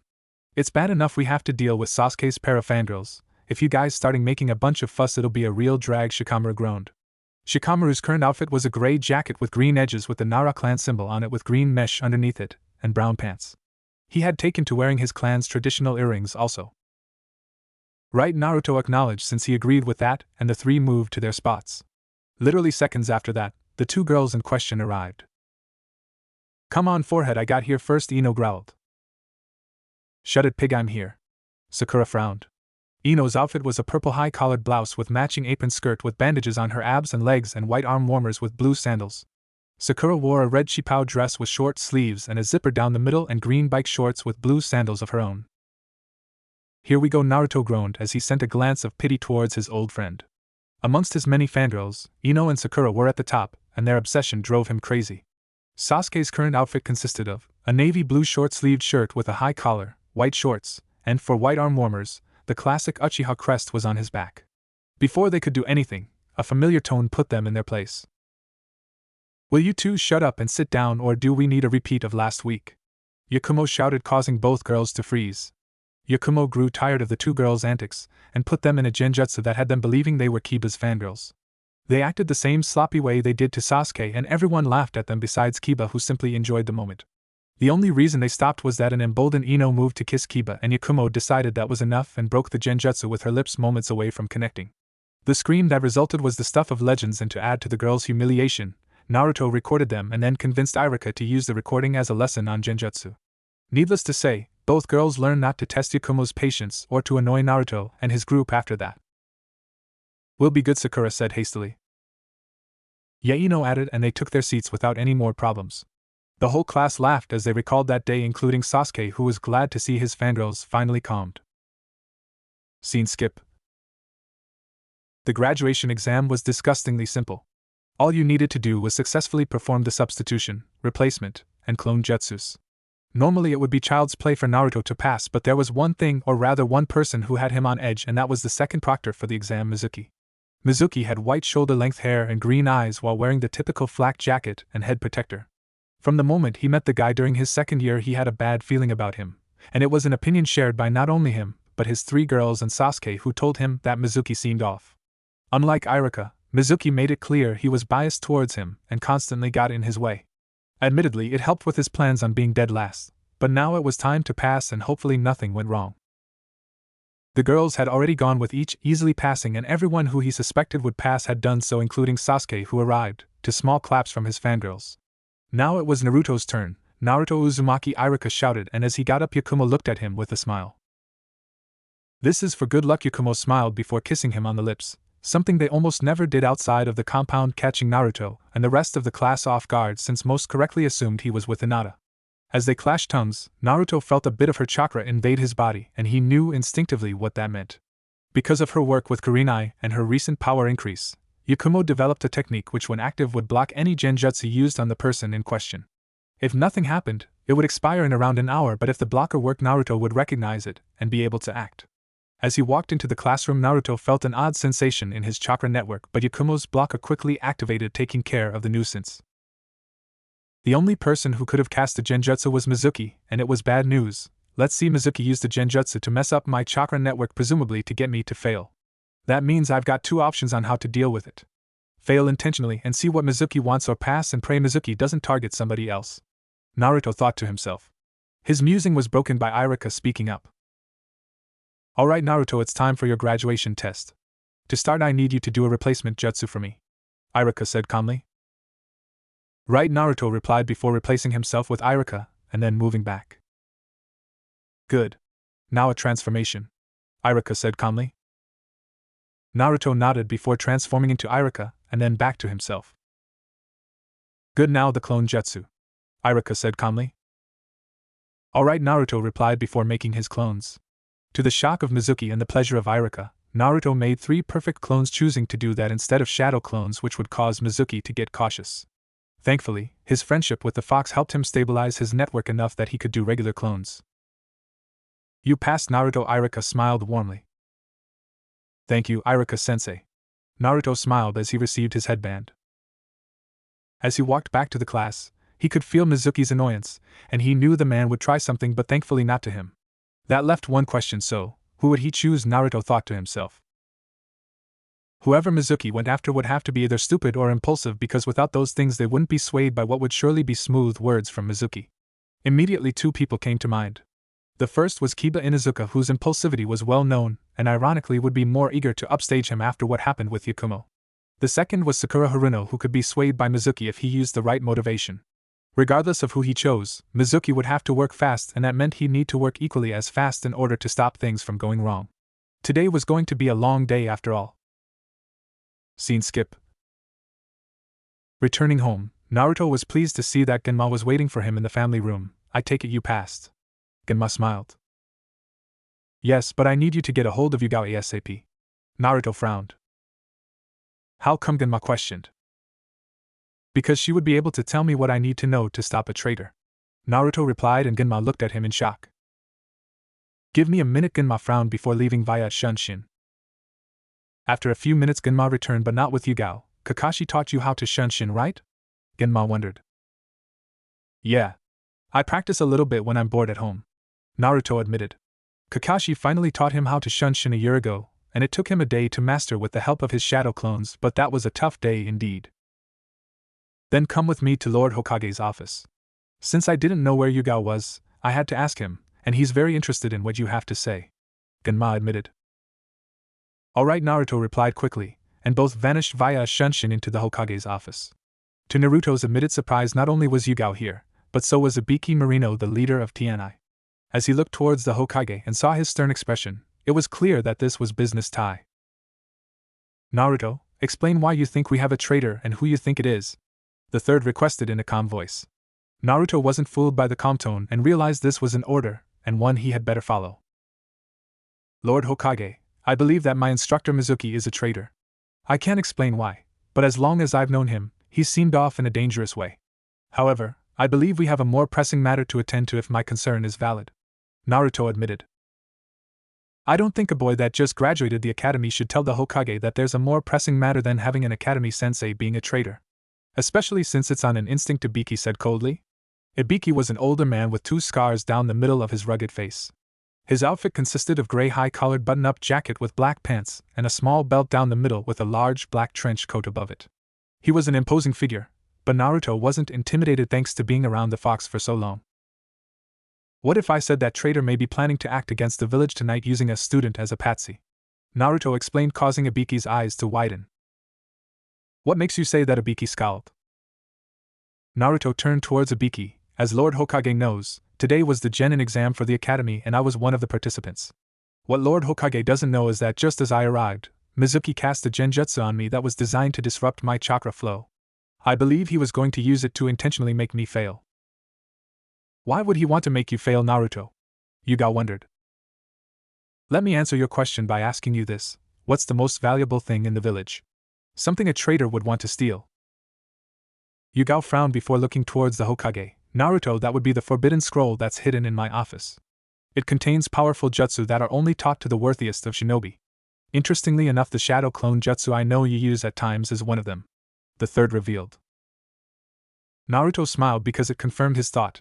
I believe Mizuki wanted to use me to steal the scroll for him. Your fondness for me is well known among the Anbu given what you did for me, so they might not think too much of me coming in. I also possess enough stealth to steal the scroll without anybody being the wiser if simply walking in wouldn't work, and Mizuki was counting on it. That's a bold statement, boy, Ibiki said coldly. Yes, it is, but here's the problem. Mizuki still plans to steal it, but I suspect he's going to use another student to do it. I have 2 people in mind, but I don't know which one he'll target, so instead I tried to figure out what he would target, hence why I asked for Nico. 2? Genma said with admitted surprise.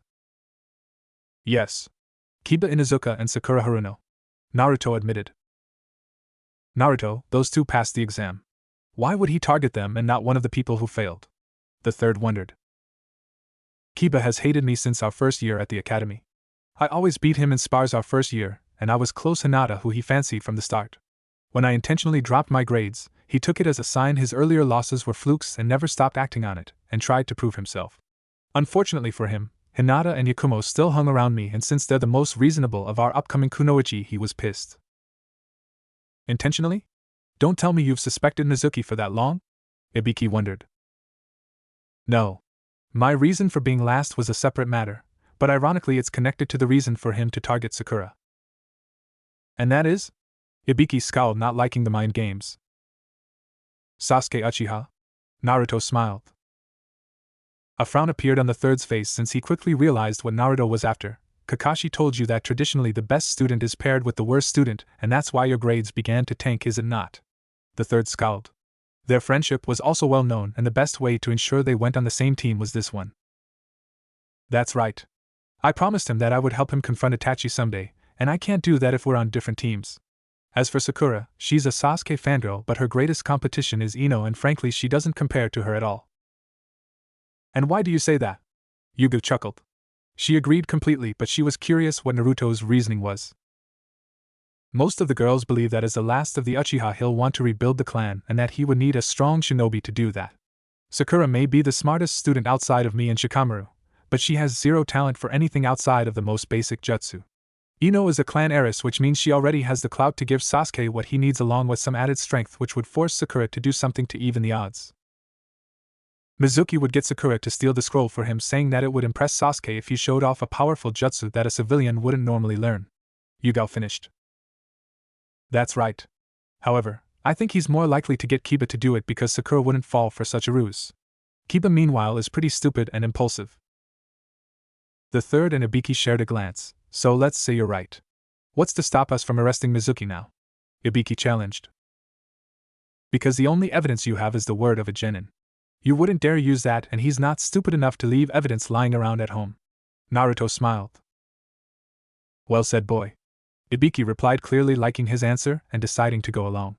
So, how would you catch our traitor, since that's clearly what you were planning to do? Naruto smiled. Since this was a good chance, here's what I'd do, Naruto said calmly before whispering his plan. It was cruel, but if Naruto was right, it would all work itself out. Scene skip. Naruto relaxed in his room while he waited for the results of his plan.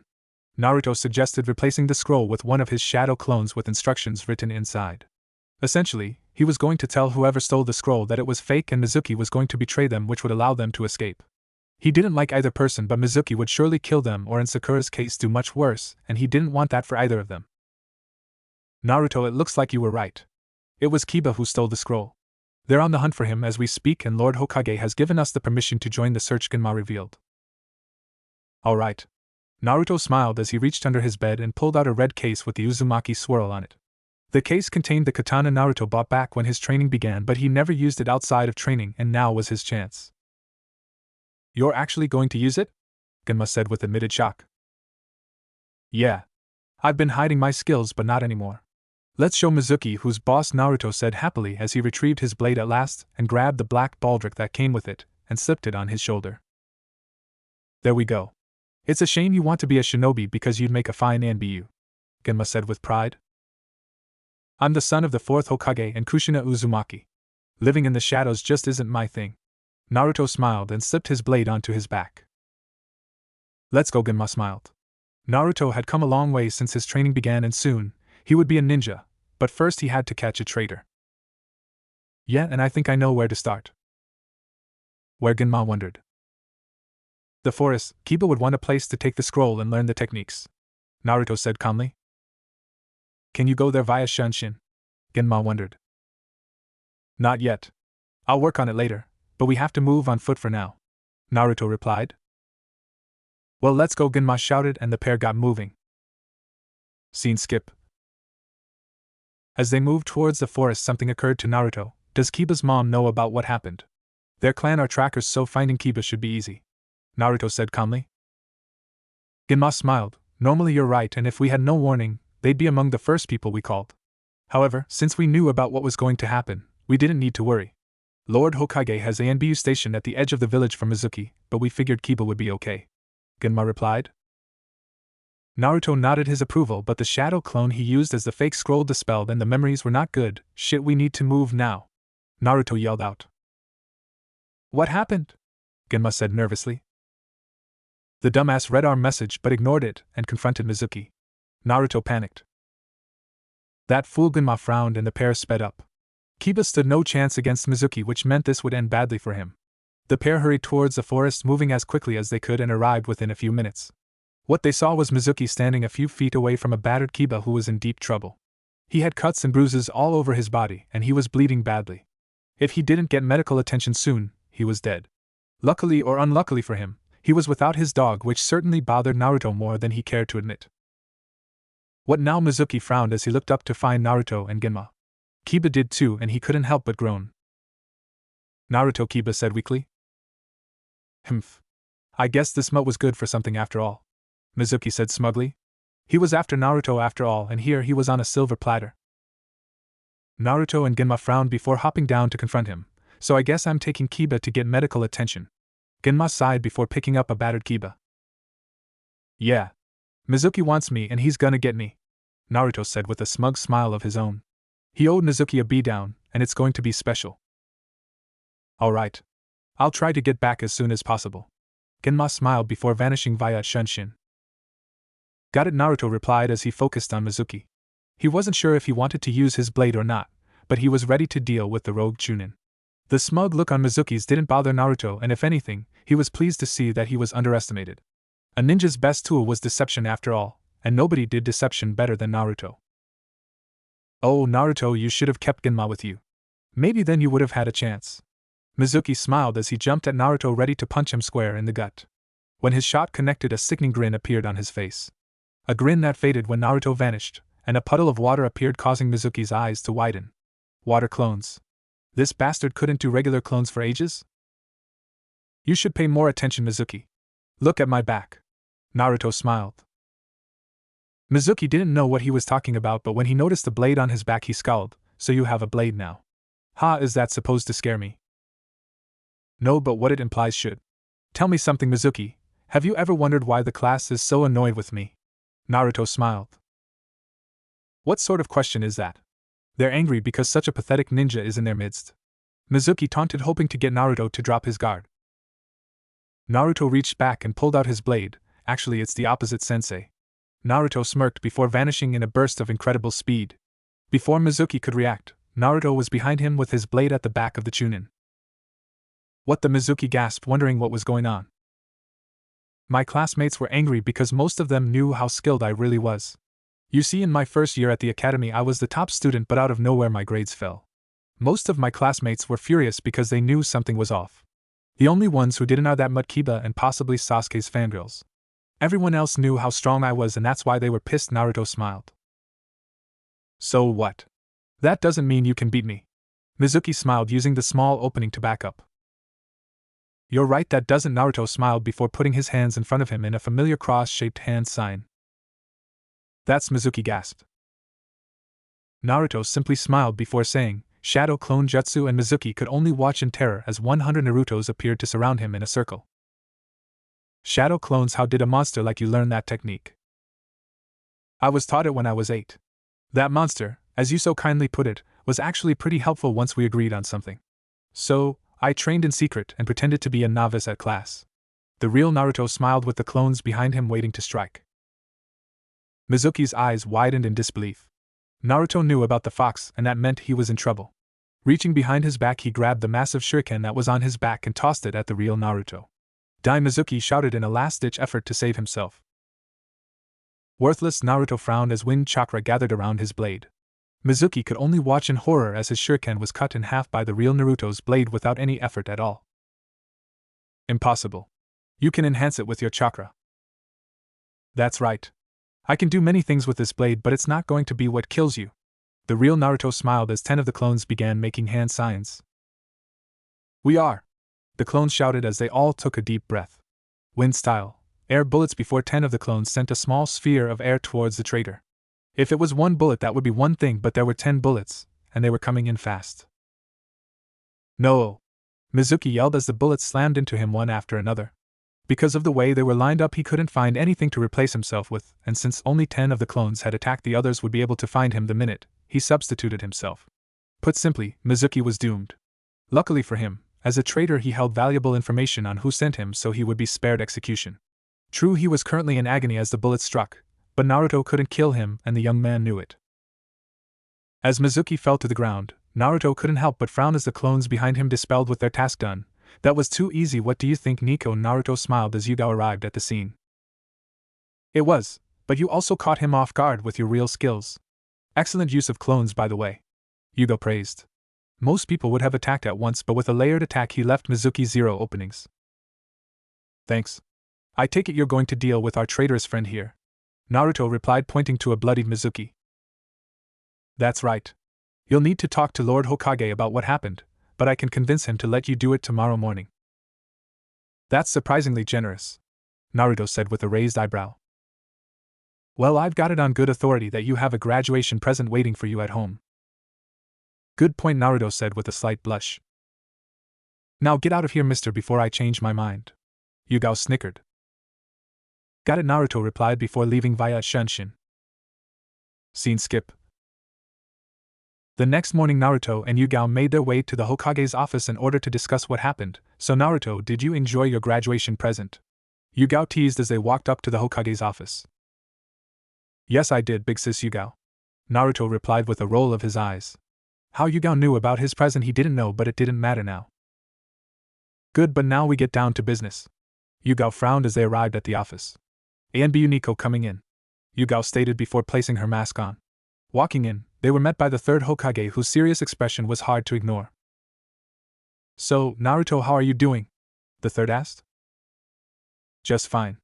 I'm just glad that I was able to help my village, Naruto replied diplomatically.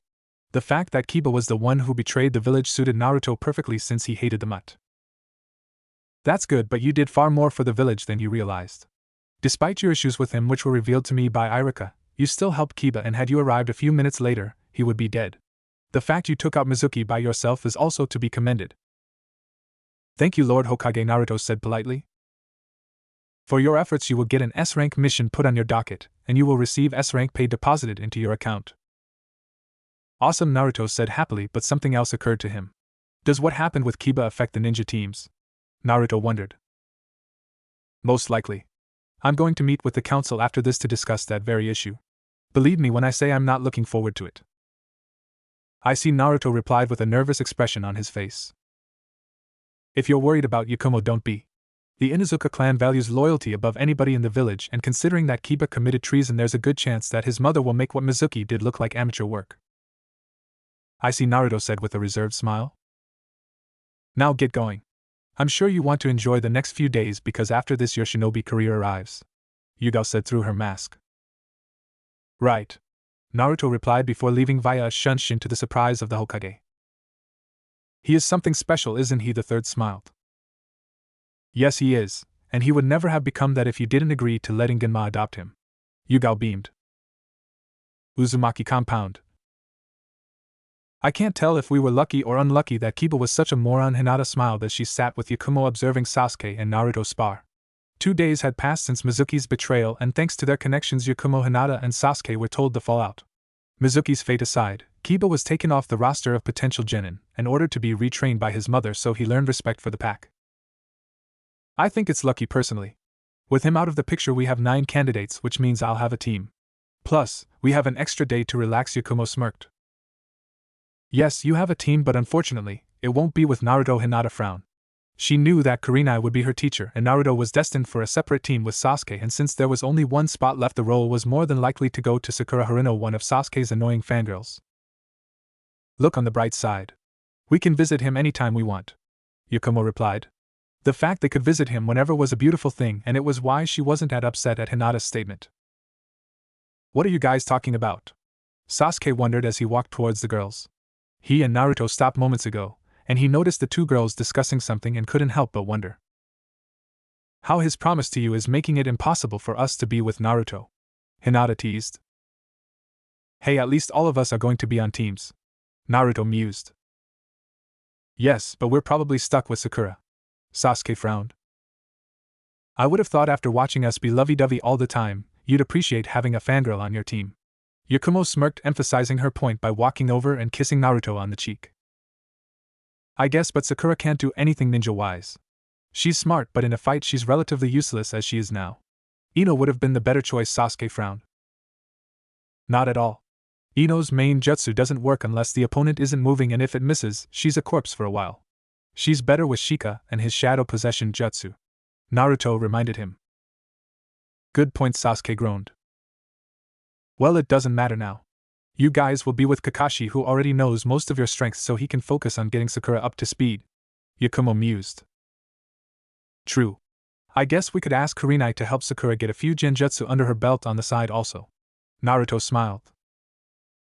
Getting help from others is one of our group's specialties. Hinata smiled. Their little group all had issues growing up, and none of them wouldn't have survived without the help of Naruto's teachers, who didn't mind helping since they were friends of Naruto. Hinata had major confidence issues, and talking with Yugao helped her get rid of them alone. Yakumo was nervous that she would be the one left out because for the longest time she wasn't in shinobi shape due to issues with her powers. After Naruto helped cure her issues, Kakashi and Genma helped her come up with a training program which got her in shape, and Yugao talked to her friend Enko in Tianai about getting an apprenticeship so she could keep up her training even if she didn't get into a team. Sasuke had nightmares for a few months after the massacre, and when Naruto noticed how much trouble it was giving him, he convinced Genma to let him stay over once a week and convinced the two former members of Team Ro to talk to him about the good parts of her brother, something they did without hesitation. It helped calm Sasuke's nerves, and it drove him to find out why his brother did what he did. Yeah, but that's enough reminiscing. I say we go inside and relax. Naruto smiled. In other words, Naruto wants to cuddle for a bit. Yakumo said with a smile that said she knew something Sasuke didn't know. Guilty as charged.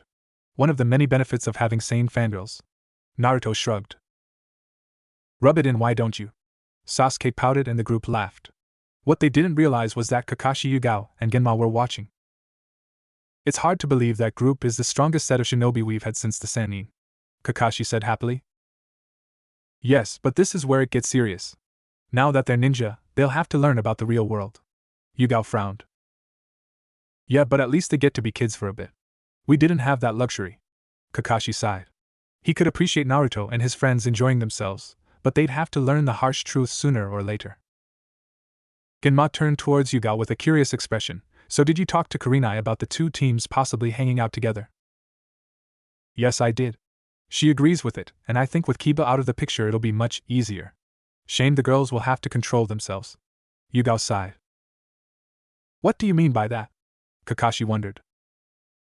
A few weeks ago, Hinata found that copy of Aika Aika you gave to Naruto and asked me for advice? Yugao said with a scowl. Did she now? Kakashi said nervously. She asked me what I should do, and I said talk to Naruto. I think she has because she's been a bit bolder recently. Yugao smiled. More than you realize. Genma smiled. What do you mean? Kakashi and Yugao said nervously. The last 3 days I noticed none of the girls used the guest room, and Naruto washed his sheets each night before he went out for training. Genma smiled. Do you think Yugao panicked? No, they're not having sex. I do suspect they're doing everything else though. Genma chuckled. Oh crap, Kakashi said nervously. If Kurenai found out he was in trouble. Don't worry, I made sure Hinata knew to come to me for any other advice on the subject. Phew, Kakashi smiled. Anyway, I need to make lunch since they're sure to be hungry. And I've got to get back to work. Yugao smiled before vanishing with a shunshin. I'm going to go train for a bit. Naruto and Sasuke are going to keep me on my toes. Kakashi smiled and the group went their separate ways. The kids were no longer kids, and now the real fun was about to begin. Uzumaki Compound. Morning arrived in the Uzumaki compound, and today was finally the day that teams were going to be announced for the graduating class. A smiling Naruto stretched for a moment before turning his head to the person currently sharing his bed. Wake up, Yakumo, it's time for us to go to our teams. Naruto whispered before kissing the Kurama heiress on the head. Do I have to, Naruto? I want to spend some more time with you in bed, Yakumo pouted as she groggily left the covers, revealing she was in a pair of long-sleeved pajamas that were a mix of red and pink, much like her typical outfit. A few weeks ago, Hinata decided to surprise Naruto by cleaning his room while he was spending some time with Tenten's team, and she found his Makeout Paradise book, which she promptly took. Naruto didn't discover as much until a few days later when she confronted him with Yakumo and Tenten by her side. All three girls apparently read the book and its explicit contents, and wanted to know if Naruto had desires like those of the men in the books. Naruto admitted he did, but he was okay with sticking to it since they were still kids. Tenten quickly reminded the group that once they became genin they were adults in the eyes of most kids, and the girls gave each other a quick look before coming to a decision. Ultimately, the girls decided that when all of them graduated from the academy officially, they could do some of the things in the book, and since Tenten had feelings for Naruto the longest, she could go first, with Hinata and Yakumo taking their turns next. They weren't going to have sex yet due to the fact that Hinata and Yakumo were heiresses, but everything else was on the table. In the few days since that began, Naruto had quickly become familiar with the female body and the many enjoyable things he could do with it. I know how you feel, Yakumo, but we're shinobi first, and getting our teams is the priority for now. Fine, but can I at least take care of that morning wood of yours first? I'm sure it must be painful. Yakumo smiled before pointing towards his crotch and the outline of his morning wood. Fine, Naruto gave in, knowing that he would need to deal with it anyway. Good boy, a smiling Yakumo said happily as she reached for his jumpsuit bottoms and pulled them away, revealing his shaft before quickly surrounding it with her lips just as she had the night before.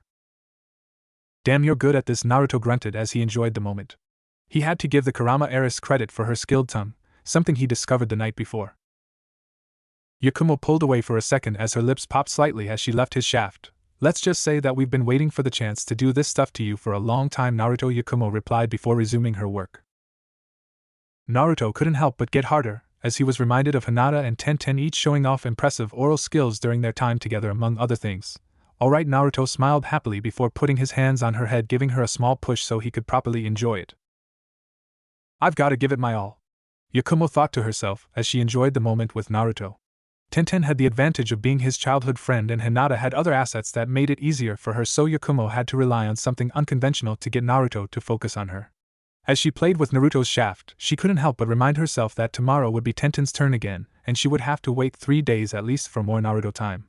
For now, she would enjoy the moment. Barely a minute later, and she got her reward. Yakumo, I'm going to come, Naruto cried out happily. Yakumo simply increased her pace, knowing that her time was running out, and within moments she felt the familiar pulse of Naruto's release and the rush of semen that accompanied it. As she pulled away, she made sure Naruto watched her swallow his semen before giving him a big smile. Let's get going. We're about to become shinobi, Yakumo said happily. You shower first, and I'm pretty sure Yugao left some clothes for you, Naruto replied before pecking her on the cheek. Okay, but you really should join me, Yakumo teased as she got up from the bed and walked towards the door, swaying her hips to tease Naruto as she opened the door. Damn that girl, Naruto groaned as he relaxed in his bed for a bit longer, trying to will himself down before he actually joined her, knowing exactly what would happen if he did. Scene skip. Naruto and Yakumo arrived at the academy to find Hinata waiting for them with a visible frown, which Naruto understood since they were running late. I hope you were respectful of the arrangement, Yakumo. Hinata scowled, figuring that Yakumo took her time to enjoy Naruto in the morning also. I was, Hinata, don't worry. Yakumo smirked as she walked to join her friend. Yakumo and Hinata were in their usual outfits, while Naruto had his black jacket on top with his blade on his back. And, as somebody pointed out in a guest review, I had the katana as 70 inches when I meant to say 70 centimeters, my bad guys. For Naruto, it was a return to the old days since he wore the black jacket during his first year but switched to the casual tracksuit later on. He even wore the tracksuit for the graduation exam and his takedown of Mizuki. Moving forward, he would probably use the tracksuit only when he was done with duty and relaxed at home, at least until he went to bed. Let's go, girls. It's time to become shinobi, Naruto said happily. Right, Yakumo and Hinata replied, and the trio walked into the classroom to find they were the last to arrive. Looks like the real Naruto is back, it's about time, Shikamaru said happily, noticing the black jacket he was wearing. What are you talking about, Shika? It just looks like he got rid of that tracksuit, Ino scoffed. Naruto sighed since Ino was as clueless as ever, but just as he was about to respond, an interesting source answered for him. Naruto's been faking his skill for years, Ino, Sasuke said with a grin on his face. Ino was stunned that Sasuke spoke up in his defense. What skill? He's the dead last, and I don't know why he's got that sword, but I doubt he knows how to use it. Naruto twitched visibly, but once again his classmates came to his defense. Clearly you've forgotten due to your obsession with Sasuke. But in our first year Naruto was the best among our group, and that jacket was part of his outfit. I don't know why he changed into that tracksuit, but now the real Naruto is back, Shikamaru retorted.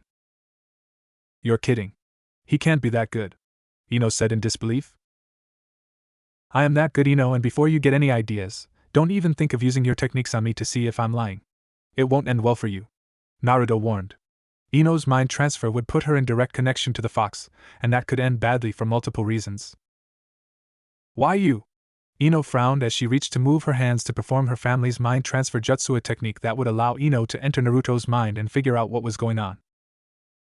I wouldn't continue if I were you, a voice said from behind her with a kunai attached to her neck. It was Kakashi, and he was completely calm as he did so. What the? Who are you? Ino gasped, and most of the class did the same. My name isn't important, but you really should listen to what your comrade has to say, Kakashi warned, pressing the kunai further for emphasis. Fine, Ino said calmly before relaxing her hands. Good girl, Kakashi smiled before leaving via Shunshin. That was close, Naruto thought to himself. Unfortunately for Naruto, Ino wasn't going to just let it go despite what happened. What the hell was that, Naruto? Do you have some special bodyguard or something? Or something, Naruto smirked. Enough games, Naruto. You're going to tell me who that was right now, Naruto. Ino huffed as she walked towards him. Ino was stubborn, and after what happened she wanted answers. Naruto kept his cool and decided to have some fun. Tell you what, Ino, if you become a part of my team, I'll tell you about that guy, Naruto said calmly. Deal, Ino replied haughtily before going back to her seat. Had she paid more attention she'd see the smirk on Naruto's face and those of his quartet. You're in, Naruto, Hinata whispered to him. Naruto knew very well Ino wouldn't get her answers, which is why he did it. That level of deviousness was impressive, and something she missed seeing in Naruto. Thanks, Naruto chuckled. He was a bit surprised that Kakashi interfered regardless, but he was glad he did. He was fast enough to dodge Ino's jutsu, but if Iruka walked in to see Ino knocked out, it would have caused a bunch of headaches. Let's just relax for now, Yakumo suggested, growing tired of the antics already and simply wanting to get set up. Alright, Naruto smiled as the group walked up to their seats and relaxed. Scene skip. It took about 30 minutes for Iruka to arrive, and he smiled as he looked at his former students. Congratulations, everybody, and all of you earned your headbands. This class is one of the best I've had in a long time, and I know you'll all be great. Iruka smiled. Iruka-sensei, how the hell did Naruto pass, and where is Kiba? Ino spoke up. Due to Naruto's change in appearance, she didn't focus on that fact, but after calming down she realized Kiba hadn't shown up. That little Naruto, Sasuke, Yakumo, and Hinata all thought together. Kiba got involved in a classified incident which led to him not passing, and Naruto passed on his own merits, Iruka said diplomatically, recognizing Ino's intention. Alright, Ino replied with a frown. Moving on, it's time to learn who your teammates will be. Iruka smiled as he announced the teams. For the most part Naruto and the group didn't care, but soon his focus changed. Now for Team 7, Sasuke Uchiha, Sakura Haruno, and Naruto Uzumaki. Your sensei will be Kakashi Hatake. Damn it. Ino cursed since Sasuke was paired with Sakura. Take that, Ino pig, true love conquers all, Sakura shouted. This is going to be annoying, Naruto and Sasuke thought at once. Anyway, Team 8 will be Hinata Hyuga Yakumo Kurama and Shino Aburame. Your sensei will be Kurenai Yahi, Iruka said calmly, ignoring the predictable outburst. Alright, Hinata smiled warmly. Shino was a good guy and being with Yakumo and Kurenai helped, but the fact Naruto was with Sakura drove her nuts. Team 9 is still in circulation, so now for Team 10, Ino Yamanaka, Shikamaru Naro, and Choji Akimichi. Your sensei is Asuma Sarutobi. Damn it! Ino cursed again due to having two of the lazier members of her class. How troublesome, Shikamaru groaned. Ino was a family friend, but her focus on Sasuke drove Shikamaru nuts. Anyway, your senseis will be here soon, so be patient, and once again congratulations, Iruka said calmly before leaving. With Iruka gone, the time to wait for their sensei was over, and Yakumo smiled. Hey, Naruto, want to ditch class and get some lunch? Yakumo said in code. Seriously, Yakumo? Hinata scowled, well aware of what Yakumo was after. Tempting, but Kurenai and Kakashi are coming soon, so I doubt we'd be able to escape for long, Naruto replied diplomatically. Oh well, Yakumo smiled. Sure enough, Kakashi walked into the room moments later. Hey Team 7, my name is Kakashi Hataki, and I'm your new sensei. Kakashi smiled as Ino flipped out upon seeing the man. You! Ino screamed. Yes, me, and before you think of telling your father what happened, I already did. He understood why I did what I did, and he thanked me for protecting his baby girl. Kakashi said happily. What? Ino said incredulously. She couldn't believe that her father approved of somebody attacking her, especially a jonin. Team 7, why don't we meet at the rooftop? Kakashi smiled before getting up to leave, ignoring Ino's outburst. See you later, Yakumo. Naruto smiled before kissing her and Hinata on the lips. Come on, Naruto, there's plenty of time for that later. Sasuke deadpanned. Fine, Naruto deadpanned before grabbing Sasuke and using a shunshin to leave, instantly to the disbelief of Sakura and Ino. Once they were on the roof, Sasuke decided to get some answers to the latest incident. So Naruto, care to explain why Ino couldn't use her family's secret techniques on you? No, because there are certain things I'm simply not going to tell you despite our friendship and before you say anything. Hinata and Yakumo don't know either, Naruto said harshly. Sasuke, Yakumo, and Hinata may know about him being the fourth Hokage's son, but they don't know about the fox, and Naruto intended to keep it that way for as long as possible. Fine, Sasuke frowned before focusing on another matter. By the way, why were you waiting in the classroom, Kakashi? I wanted to see what the new generation is like. I've only dealt with your little group, so I wanted to see the others. What do you think? Sasuke wondered. Asuma's going to have his hands full with that group, but once they get it together, they'll be dangerous. Kurenai will have some fun, but the lack of a true powerhouse means that they'll have to avoid certain missions as genin. Do you think it would have been better if Naruto joined them? Sasuke admitted. Actually, no. Ironically enough, the best person to complete their group would be you, Sasuke. Kakashi answered. Me? Why is that? Sasuke wondered. Kakashi was about to explain, but Naruto cut them off. We gotta cut this short. Sakura's on the way, Naruto warned, having sensed the young woman coming. Oh well, Kakashi said calmly to Sasuke's annoyance. This isn't over. Sasuke pouted. Oh, relax, Sasuke, I know why and I'll explain it you later. Naruto smiled. Sasuke's grunt of approval was all they needed as they waited for their third teammate. Scene skip. Sakura arrived and sat with the group, but before she could ask the various questions she had, Kakashi spoke up. Normally this is the part where I introduce myself and make you guys do the same, but I don't need to do that this time around. Kakashi said bluntly. How come, Sensei? Sakura wondered. I've been training Naruto in shinobi arts since he was 6, and I only stopped a few years ago because they wanted me to become a Jonin sensei. Sasuke has been his friend for a long time, so I know him well. So, what are we doing here? Sakura wondered, deciding to put the oddities from before behind. Well, I wanted to tell you guys a few things about the world you're about to join before we have some guests. Kakashi said calmly. Okay, Sakura said curiously. You guys have probably thought many things about the shinobi world and about how it's all about fighting big battles and being a hero. I'm here to tell you that it's not. Kakashi said coldly. There are missions like that, but as genin you'll be lucky to get AC rank, worth anything if you get AC rank at all. So, what will we do? Sakura wondered. Genin like you guys are going to do primarily D rank missions, which are basically glorified chores, and you'll do them until I say you're ready for AC rank. That could be 1 month, or it could be 1 year for all I know. Kakashi said calmly. I see. Sakura frowned. But they aren't even genin yet, Kakashi. Don't get ahead of yourself. The voice of Kurenai Yuhi smiled as she walked up to join the group, with Team 8 trailing behind. Kurenai Yuhi was a beautiful woman with fair skin, long black hair that went down to her back, and sharp red eyes with red lipstick and purple eyeshadow on her face. She was wearing a red mesh armor blouse with the right sleeve visible and a dress that was wrapped around her body like bandages with a thorn pattern in the middle. She also had the Konoha headband and regular shinobi sandals. Behind her was her team, with Hinata and Yakumo walking behind them, along with Shino Abirame, a young man with busy brown hair and sunglasses over his eyes. He wore a sea green jacket with a high, upturned collar. Naruto liked Shino because of his bugs, and he would be a good addition to their team. Yes, I know, Kurenai, but I wanted to make it clear that if they pass my test that this is what they'd expect. Kakashi replied. Fair enough. Kurenai shrugged. Why is Team 8 up here? Sakura wondered. Lord Hokage felt that because of the way our team is constructed it would do us some good to work with another team. Kurenai said diplomatically. I see Sakura frown, not liking the fact that two of her worst enemies would be around her more often. However, before we can even get to that, you need to pass our test. Kurenai smiled. Test? Sakura wondered, focusing back on that. Each Jonin will test their students in their own way. If they pass, then they'll continue on. Kakashi explained. And originally I was hoping to borrow young Naruto to assist in my team's test as a start to the process of us working together. Kurenai smiled. Me? Naruto said with a bit of surprise.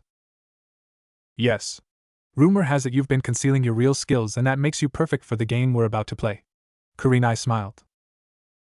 What game is that? Naruto wondered nervously. It's a variation of hide and seek. I wanted a tracking team originally, so I was disappointed to learn that young Kiba had failed, but this team is better suited for an ambush role.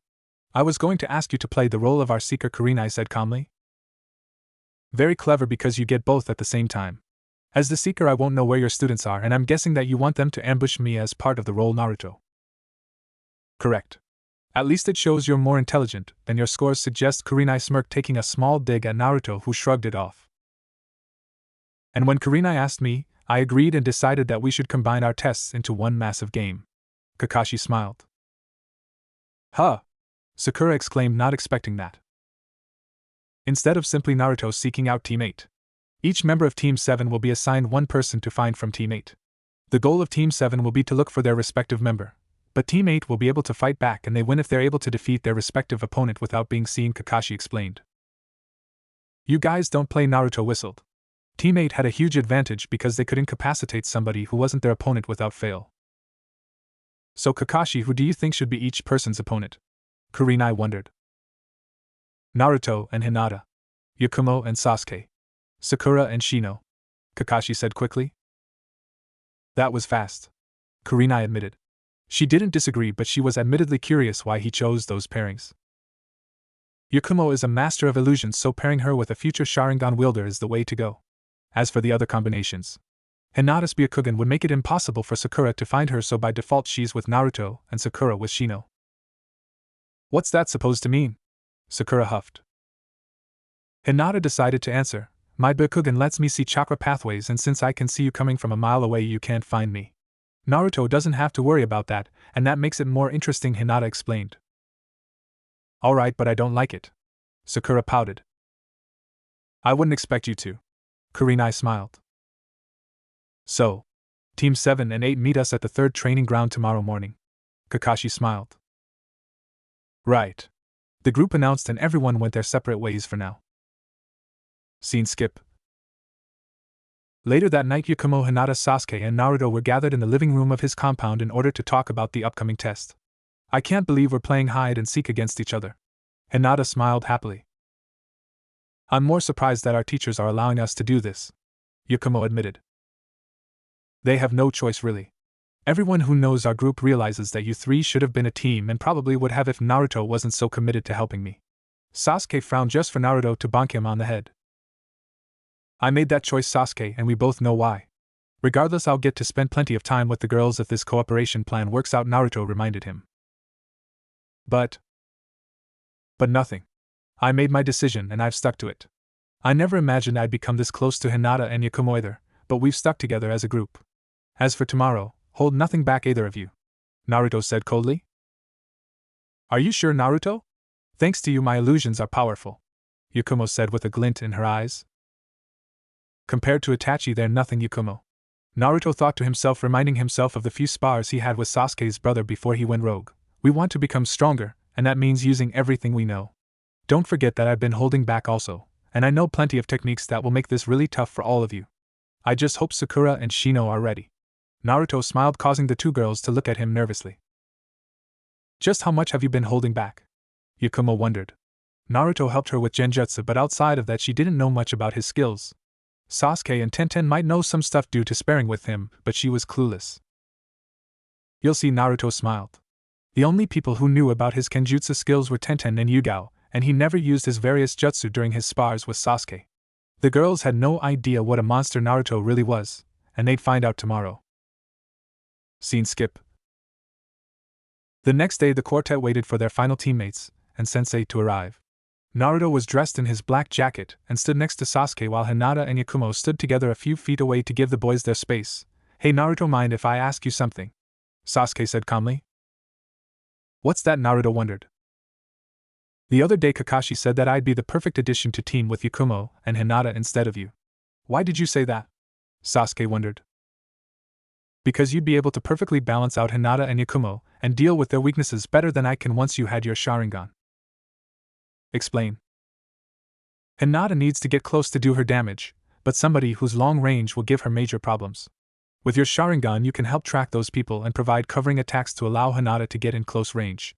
Yakumo has her illusions, but if those fail, she's not much better off than Sakura. She needs a powerhouse to wear down the opponents so she can use those techniques. Once you got your Sharingan you could master plenty of jutsu." "I see," Sasuke said calmly, agreeing with Naruto's analysis. "Putting that aside, having Kurenai to help us will go a long way towards helping Sakura as well.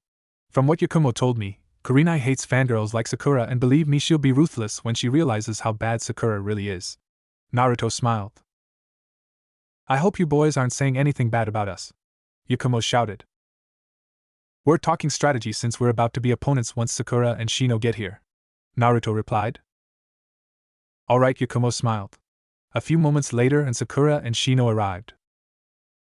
"Looks like we're last to arrive," Sakura frowned as Shino looked as nonchalant as ever. Kakashi and Kurenai appeared via Shunshin a moment later, and each was completely calm. "Alright everyone, it's time to get started with your tests, so go over to your teams," Kakashi said with a smile. "Alright," Sakura replied before going to Naruto and Sasuke's side with Shino doing the same for his group. "Now that you guys are here, it's time to begin the test. As you know, it's a game of hide and seek with Naruto seeking out Hinata, Sasuke seeking out Yakumo, and Sakura seeking out Shino. In order for Team 7 to win, they need to simply find their opponent. For Team 8 to win, they need to incapacitate their opponent without being spotted. You'll learn this soon enough, but not all battle in the shinobi world is straightforward. Learning how to find a hidden opponent and being able to successfully hide from your opponents are important skills." Kakashi smiled. "Right," the group acknowledged. "Alright Team 8, start hiding. You'll have a 10-minute head start to make this interesting," Kurenai announced. "Right," Team 8 replied before quickly moving into the forest. As Kakashi and Kurenai looked on from a distance. With Team 8 gone, Team 7 sat and wait. So what now? Sakura wondered, since they had 10 minutes to plan. Normally she'd ask Sasuke, but considering what's been said about Naruto, she was curious what he thought. "Now we prepare some stuff of our own," Naruto replied with a large grin on his face. "What did you have in mind, Naruto?" Sasuke wondered. Seeing that grin meant that Naruto had a plan. "A secret weapon," Naruto said with a smile as he began making hand signs slowly before walking over to a curious Sakura. "That's?" Kurenai said in shock as she recognized what Naruto was doing instantly. "So that's his plan. Naruto, you really are smart." Kakashi smiled. "When did he learn Yakumo's Genjutsu blocker?" Kurenai said in shock. "Yakumo tested her Genjutsu blocker on Naruto. In fact, Naruto's helped Yakumo test most of her best techniques," Kakashi explained, and Kurenai could only look on worried for the newest development. Naruto finished his technique before placing his finger on Sakura's neck, pressing briefly. "There, that should help." Naruto smiled as the blocker took effect. "What did you do to me?" Sakura shuddered, feeling an odd sensation from activating the jutsu.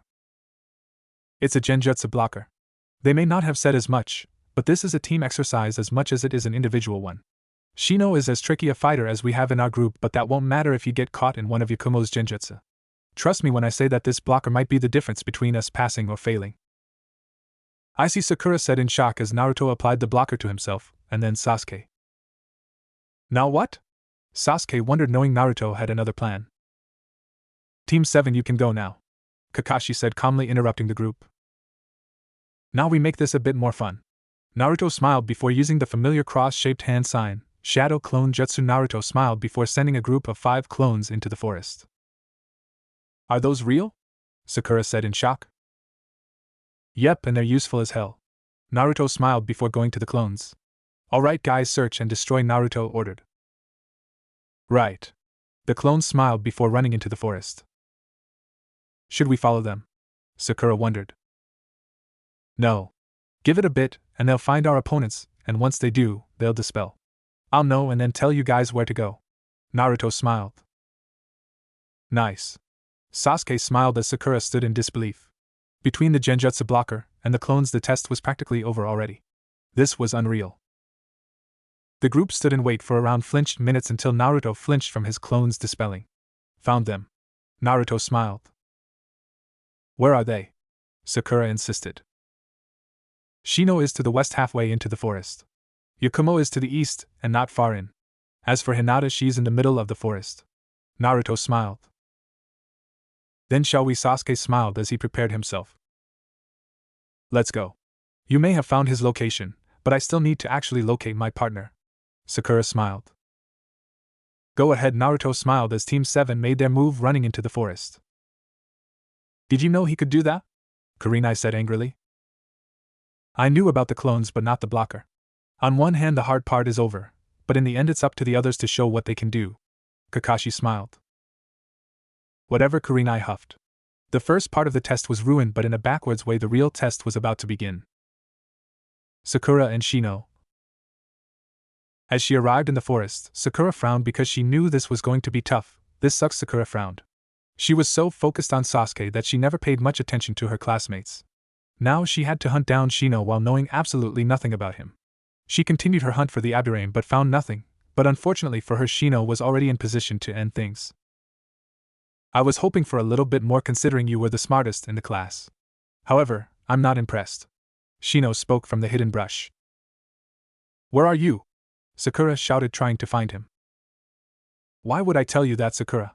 This is hide and seek. Shino taunted yet again. Damn you, Shino, get out here. Sakura shouted again. If you want me, that's fine, but perhaps I'll introduce you to a friend of mine first. Shino shouted. If you mean one of Yakumo's genjutsu, they won't work.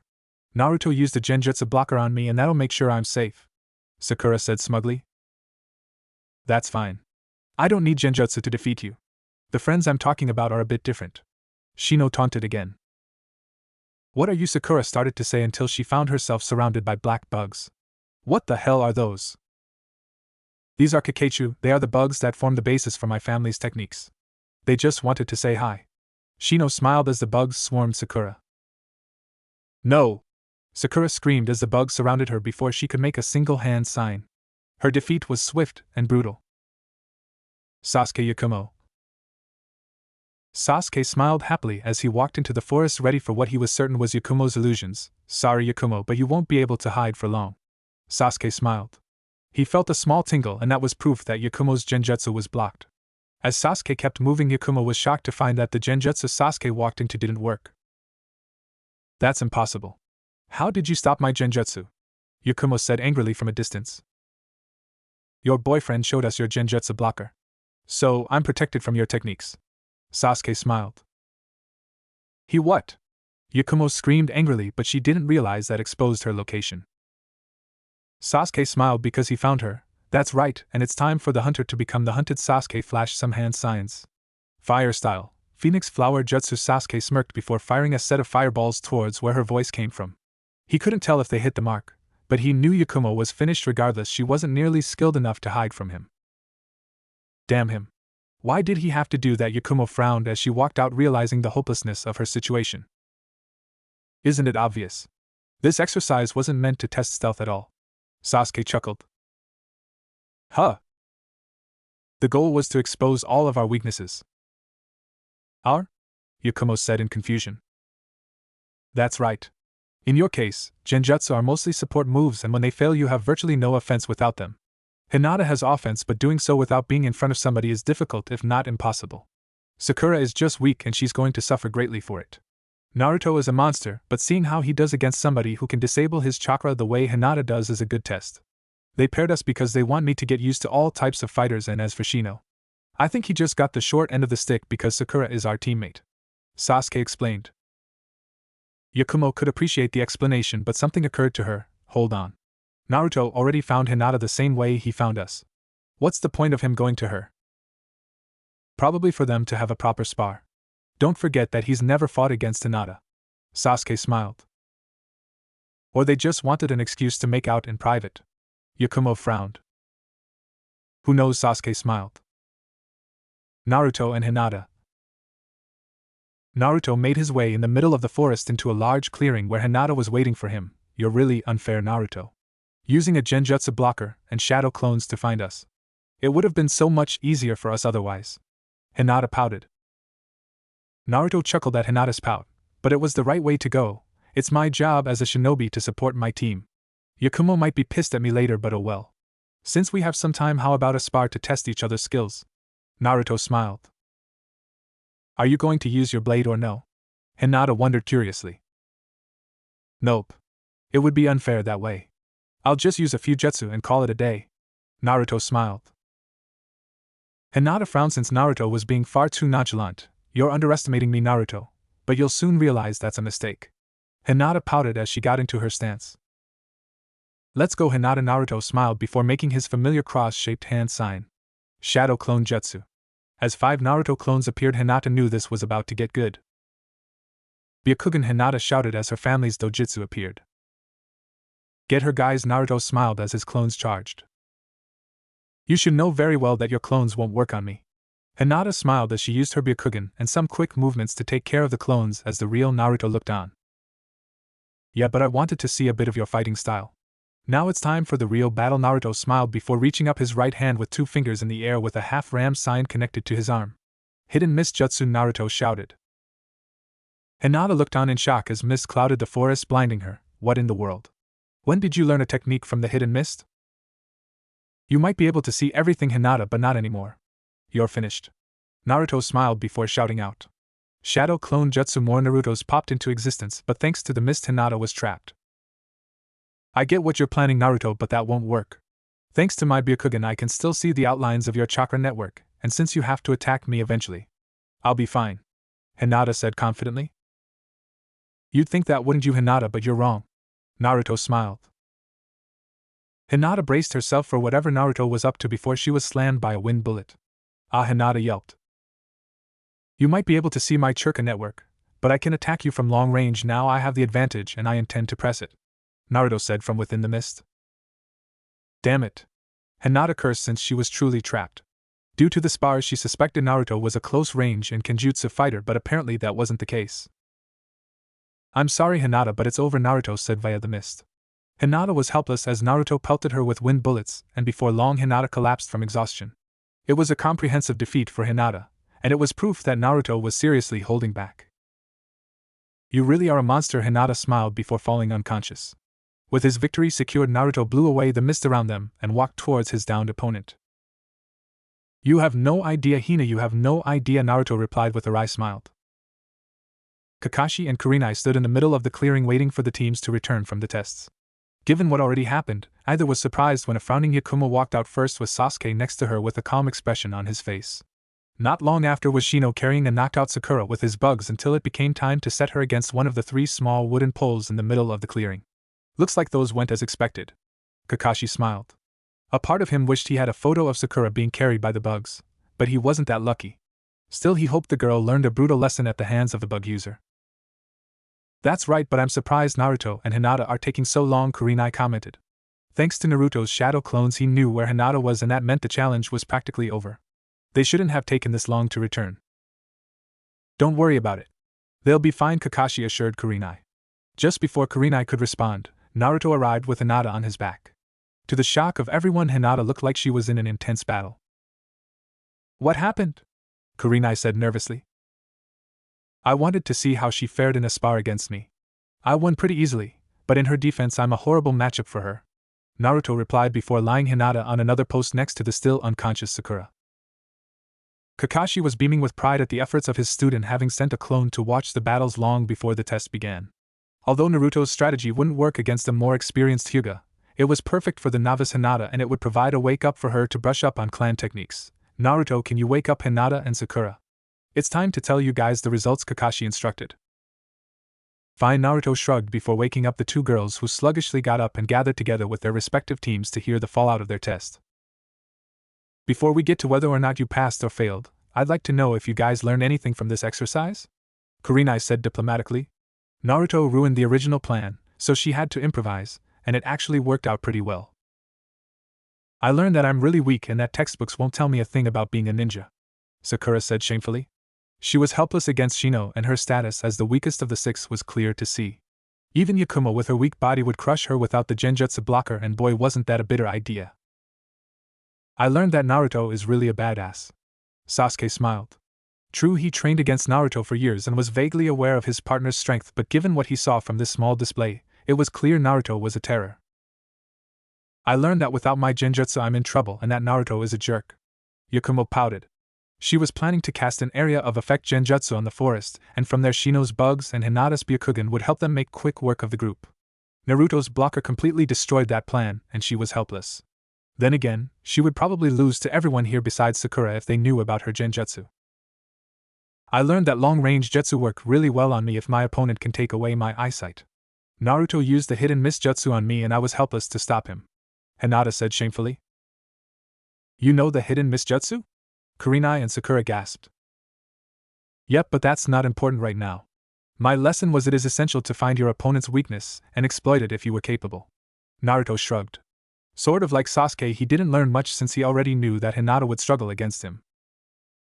Kurenai frowned before turning to her final student. I'd ask you what you learned, Shino, but I take it that much like Naruto you didn't learn anything. Kurenai said in a gentle way.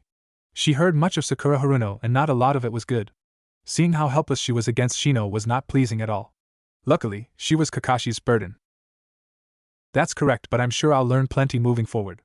Shino replied respectfully. Well then I'm happy to tell my team that they all passed. Kurenai smiled. And I'm saying the same for mine. Kakashi beamed. Huh? How did all of us pass? Sakura wondered since she lost miserably. Kakashi smiled before speaking first. My test was to see how you'd address an ambush as a team. Hinata's Byakugan, Yakumo's genjutsu, and Shino's bugs are perfectly suited to ambush tactics, and understanding how to manage ambushes is a crucial fact of the ninja world. Negating the genjutsu by using the genjutsu blocker disabled the first threat, and Naruto's shadow clones to find each person's opponent was an impressive idea. Wouldn't that mean only Naruto passed? Sakura suggested. Yes and no. On one hand, Naruto was brilliant, and he passed with flying colors. As for you and Sasuke, you could have easily ignored him and gone in blind. The fact you were willing to listen to him is an important part of teamwork.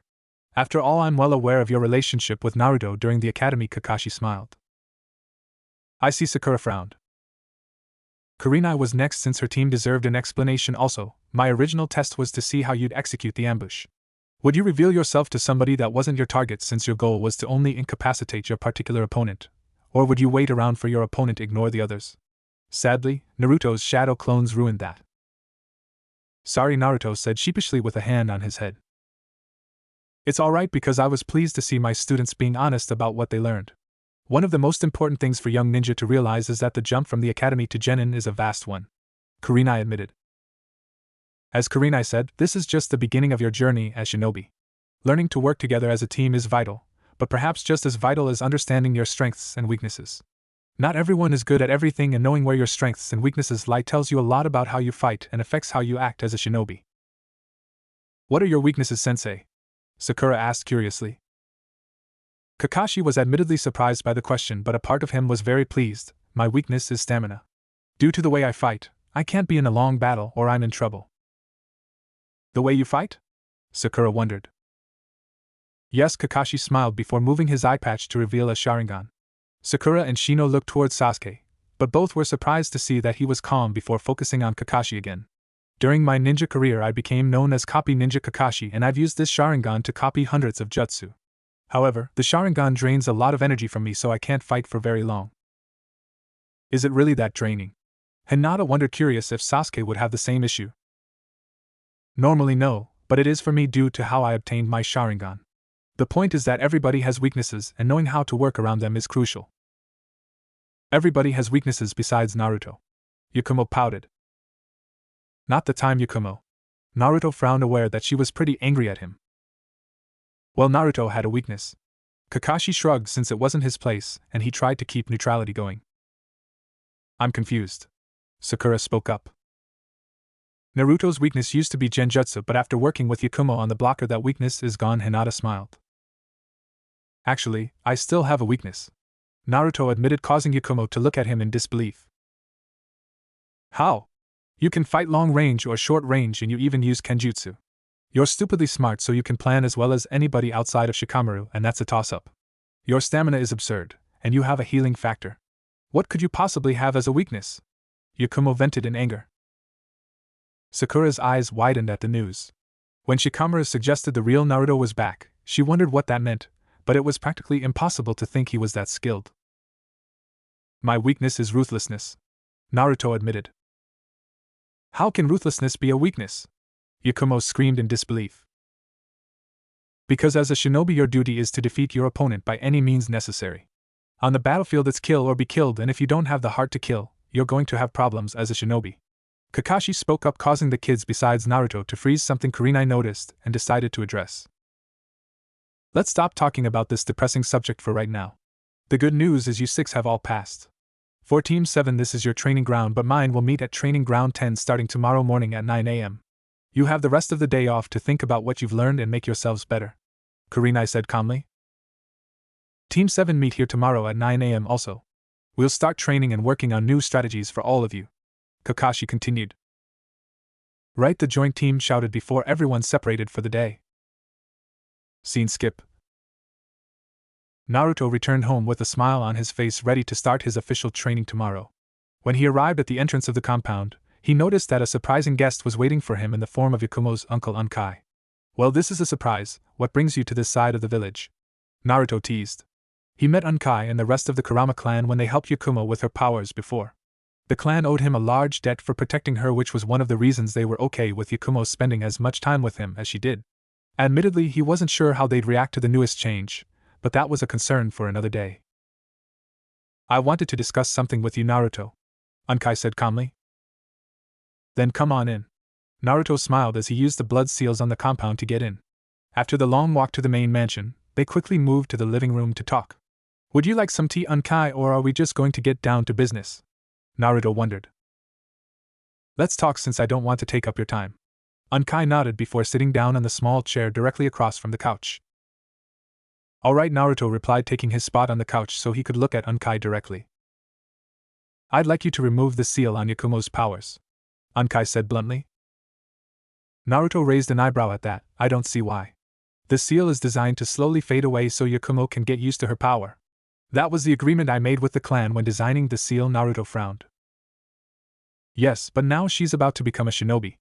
I'm worried that with the seal affecting her power she'll have trouble, Unkai admitted. The clan overall agreed with this and let Unkai be the one to discuss it with Naruto since he got along well with the young man. Naruto sighed because he figured that might happen even after all this time. How about a compromise? I'm listening, Unkai replied with intrigue. I'll give her sensei a key to unlock Yakumo's full power if the situation requires it. Until then, let the power bleed out and integrate into her body. That's fine. The clan as a whole just wants to ensure our heiress is safe, Unkai said calmly. I understand, Naruto smiled. The clan's concerns were why Yakumo's dream to be a shinobi was stopped before, and now they were showing their concern again. Luckily, they had a way around it this time. Well, I'll be on my way. Please take good care of Yakumo, Naruto. Unkai smiled. I will, Naruto replied firmly. Yakumo was his precious friend, and keeping her safe has always been something he wanted. That was easy, but there was the other issue that involved him and Yakumo, and that was how to manage their more physical relationship. Scene skip. Naruto's eyes opened as he prepared for, but unfortunately for him, he was still distracted by Unkai's discussion the other day. Looking to his side, he found the naked form of Tenten, who stayed over for the night as part of the agreement the girls made just a few days ago. Unlike Hinata and Yakumo, who still had some clothes on when they cuddled with Naruto, Tenten slept naked, which was always awkward for Naruto for various reasons. These girls will be the death of me, Naruto thought to himself as he focused on his morning wood. His first night with Tenten was something else, but when he realized his childhood friend started sleeping naked in between their time at the orphanage, and now, it took every bit of willpower he had to not have sex with her. He was so distracted by his thoughts that he didn't realize he wasn't the only one up. Morning, Naruto. Tenten smiled as the covers vanished, revealing her naked form completely. Her tan skin and dark were truly a sight to behold, and little Naruto wasn't complaining. Morning, Tenten, Naruto replied before leaning in to kiss her on the lips. They kissed for a short time before he pulled away with a trail of saliva going with him. Normally this is the part where I polish your sword, but I figured I'd give you some advice as somebody who's been where you are, I mean officially passing your team's test and all. Tenten smiled. Sounds good, Naruto replied as Tenten snuggled into his right side for a bit. Starting today you'll do missions, but I'm warning you ahead of time, most of them are boring. Things like shopping or random tasks to help villagers. Tenten replied. Just great, I have to help these idiots. Naruto cursed, not liking this at all. A year ago, he was forced to do the shopping since Genma was on a mission and he forgot to restock before he left. When it came time to pay for his groceries, he realized that he was being charged double, and in some cases triple what others were charged for the same goods. Since then, the only places he would go to spend money were the shop that Tenten's adopted father owned and Ichiraku's, along with giving him a massive dislike for most of the village. Tenten sighed because she knew why he didn't like the villagers since he vented about it for a week. You have no choice, Naruto. If a decently trained Chunin wanted to, he could slaughter every civilian in the village with ease. The missions are to help remind the villagers that the shinobi are on your side. Fine, but I won't like it. Naruto sulked. Of course, Nato, but there is one mission you should definitely watch out for. And that is catching Tora the cat. She belongs to the daimyo's wife and is a nightmare to catch. I swear the thing is a ninja cat with how fast it moves. Tenten groaned. That bad, huh? Naruto wondered. It took my team close to an hour, and that's with Niji's Byakugan and Lee's speed. If you don't have a plan, it will drive you nuts. Tenten warned. Good to know, Naruto replied with a smile. Tenten looked at the clock and frowned because it was 7 a.m. Sorry, but I gotta get going. Time for me to meet with my sensei, Tenten revealed as she moved over to his desk to grab a robe that was left out so she could go shower. See ya later, Naruto replied as he watched her go. Once she was gone, Naruto went through the mental gymnastics he needed in order to prepare himself for the day and get rid of his morning wood. Scene skip. Naruto's first day as a ninja was over, and luckily, he avoided the dread Tora mission. Unfortunately, the other issue Naruto had was still very much there, and it was how to deal with his girls. Luckily for him, tonight was a free night so he could relax. Sitting at dinner with Genma, Naruto couldn't help but frown, and his adopted uncle noticed as much. What's wrong, Naruto? Not finding ninja life to be all you thought it would be? Genma teased. No, between what Kakashi and Tenten told me I knew what to expect, but I have another problem. What's that? The girls. Naruto frowned. Genma was slightly caught off guard since Naruto's little harem wasn't something they discuss very often, if at all. So what's wrong? Genma said gently. I want to do other things with them, but I feel like if I do it with one, I can't do it with the others, you know. Like it wouldn't be fair to string them along like that. Naruto admitted. He was positive all three girls would sleep with him if he made his feelings known, but things weren't nearly that simple. Genma was caught slightly off guard with that since it spoke to Naruto's mentality as a person. So you want to do those things, but you feel like you have to choose one of them, Genma said calmly. Yen, Naruto replied before coming to a decision and standing up. Shadow clone jutsu, Naruto shouted, and 3 clones appeared. What's going on, Naruto? Genma wondered. I'm going to give myself a break and see what happens, Naruto replied before looking to his clones. You go see Hinata. You go see Tenten. You see Yakumo. Tell the girls I need a break from everything and that I'll get back to them later, Naruto instructed. He already sent a clone to give Kurenai the seal to Yakumo's powers, so she'd be fine, but maybe it was best to step back from it all for a bit and see how he felt. Right, the clones replied and left via the Shunshin. Genma could only look on since Naruto's decision was clear for now. If he couldn't choose between the girls, he wouldn't choose any of them. Ironically, there was a solution to his problem that Naruto wasn't aware of and would solve his issue pretty easily. However, he wanted to see how this played out first before revealing it. Naruto, are you sure this is what you want? Genma asked again. I don't know what I want right now, Uncle Genma, but I'm going to find out soon, Naruto replied. Scene skip. A week passed, and unfortunately for Naruto, things didn't get better. The girls turned out to be a calming presence for Naruto, and the lack of sexual relief combined with the annoyance of D-rank missions finally caused Naruto to snap during his latest mission, rather ironically the Tora mission that Tenten warned him about. Kakashi forbid Naruto from using the shadow clones, so he had to find the cat on his own, and it was proving to be just as annoying as Tenten warned. Alright guys, we've found his location, Kakashi said calmly over the radio they were using to communicate. Finally, I'm getting tired of this stupid cat, Naruto growled, his annoyance clearly growing. Naruto, calm down. You've been tense for the last week, and it's getting to you, Sasuke said nervously. Sasuke's right, Naruto, calm down, Kakashi replied. Both men knew Naruto was getting frustrated and it looked like his limit was approaching. Naruto took a deep breath like his two friends said and relaxed. "I'm good," Naruto said calmly. "Then get him," Kakashi replied warily. He knew Naruto wasn't fine, but they had to deal for now. Naruto approached slowly, but Tora noticed him and started to flee, which Naruto wasn't going to allow. "That's enough from you, Tora," Naruto growled, sending a wave of killer intent at the cat. Tora froze, and a smiling Naruto grabbed the cat and stared at it with his intent still focused to ensure it didn't escape. "Now you're going to be a good little cat and stay right there. When we get you back to your master, you're going to behave. Am I clear?" Naruto said coldly. Tora fearfully relaxed, and Naruto relaxed his intent. A nervous Kakashi quickly arrived and confirmed Tora's identity. "We're done here, but Naruto, do you mind giving me Tora? You look like you've been through a lot," Kakashi said nervously. He could see that Naruto was still slightly annoyed, and bringing Tora to the daimyo's wife might as she was might not be the brightest idea. Naruto noticed Kakashi's nerves and quickly relaxed himself. "Sure. Just give Uncle Genma my pay," Naruto said calmly, knowing that it was probably in his best interest to relax. "All right," Kakashi replied back to the others. Naruto was at his limit, and he needed some time alone for now.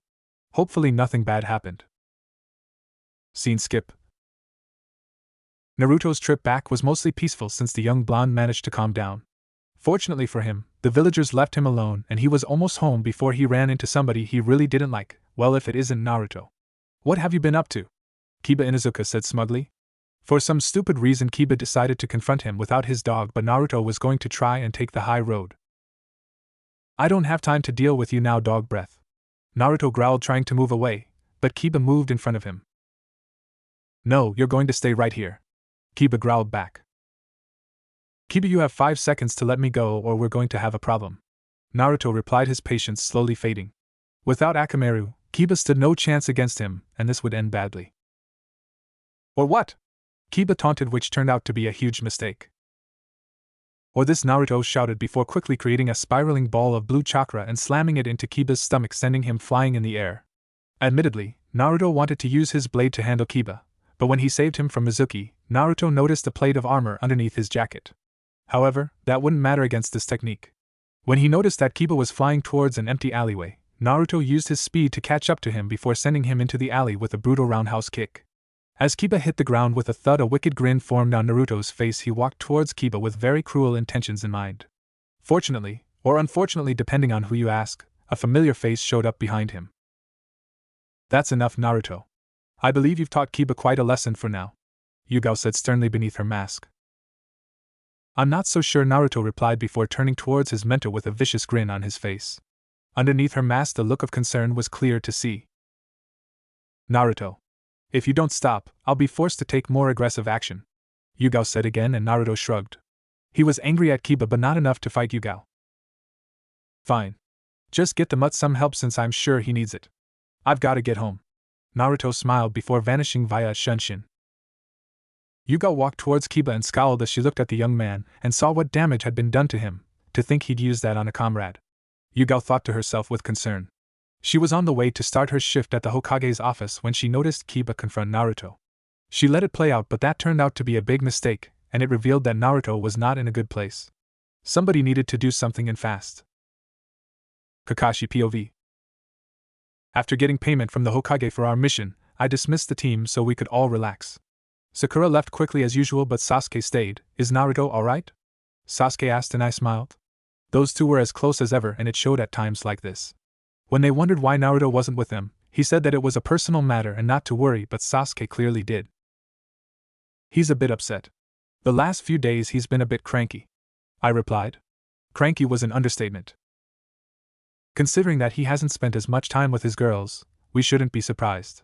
Sasuke smirked. "Yes, but he has his reasons," I replied, aware of what Naruto was dealing with thanks to Genma. Sasuke was about to say something but paused, causing me to look behind me. I spun my head and instantly began to frown because Yugao was in front of us in her Anbu outfit. "There's been an incident I think you should know about," Yugao said from underneath her mask. "What kind of incident?" I said with a raised eyebrow. "How about an angry Naruto using that jutsu on Kiba Inuzuka in the middle of the street?"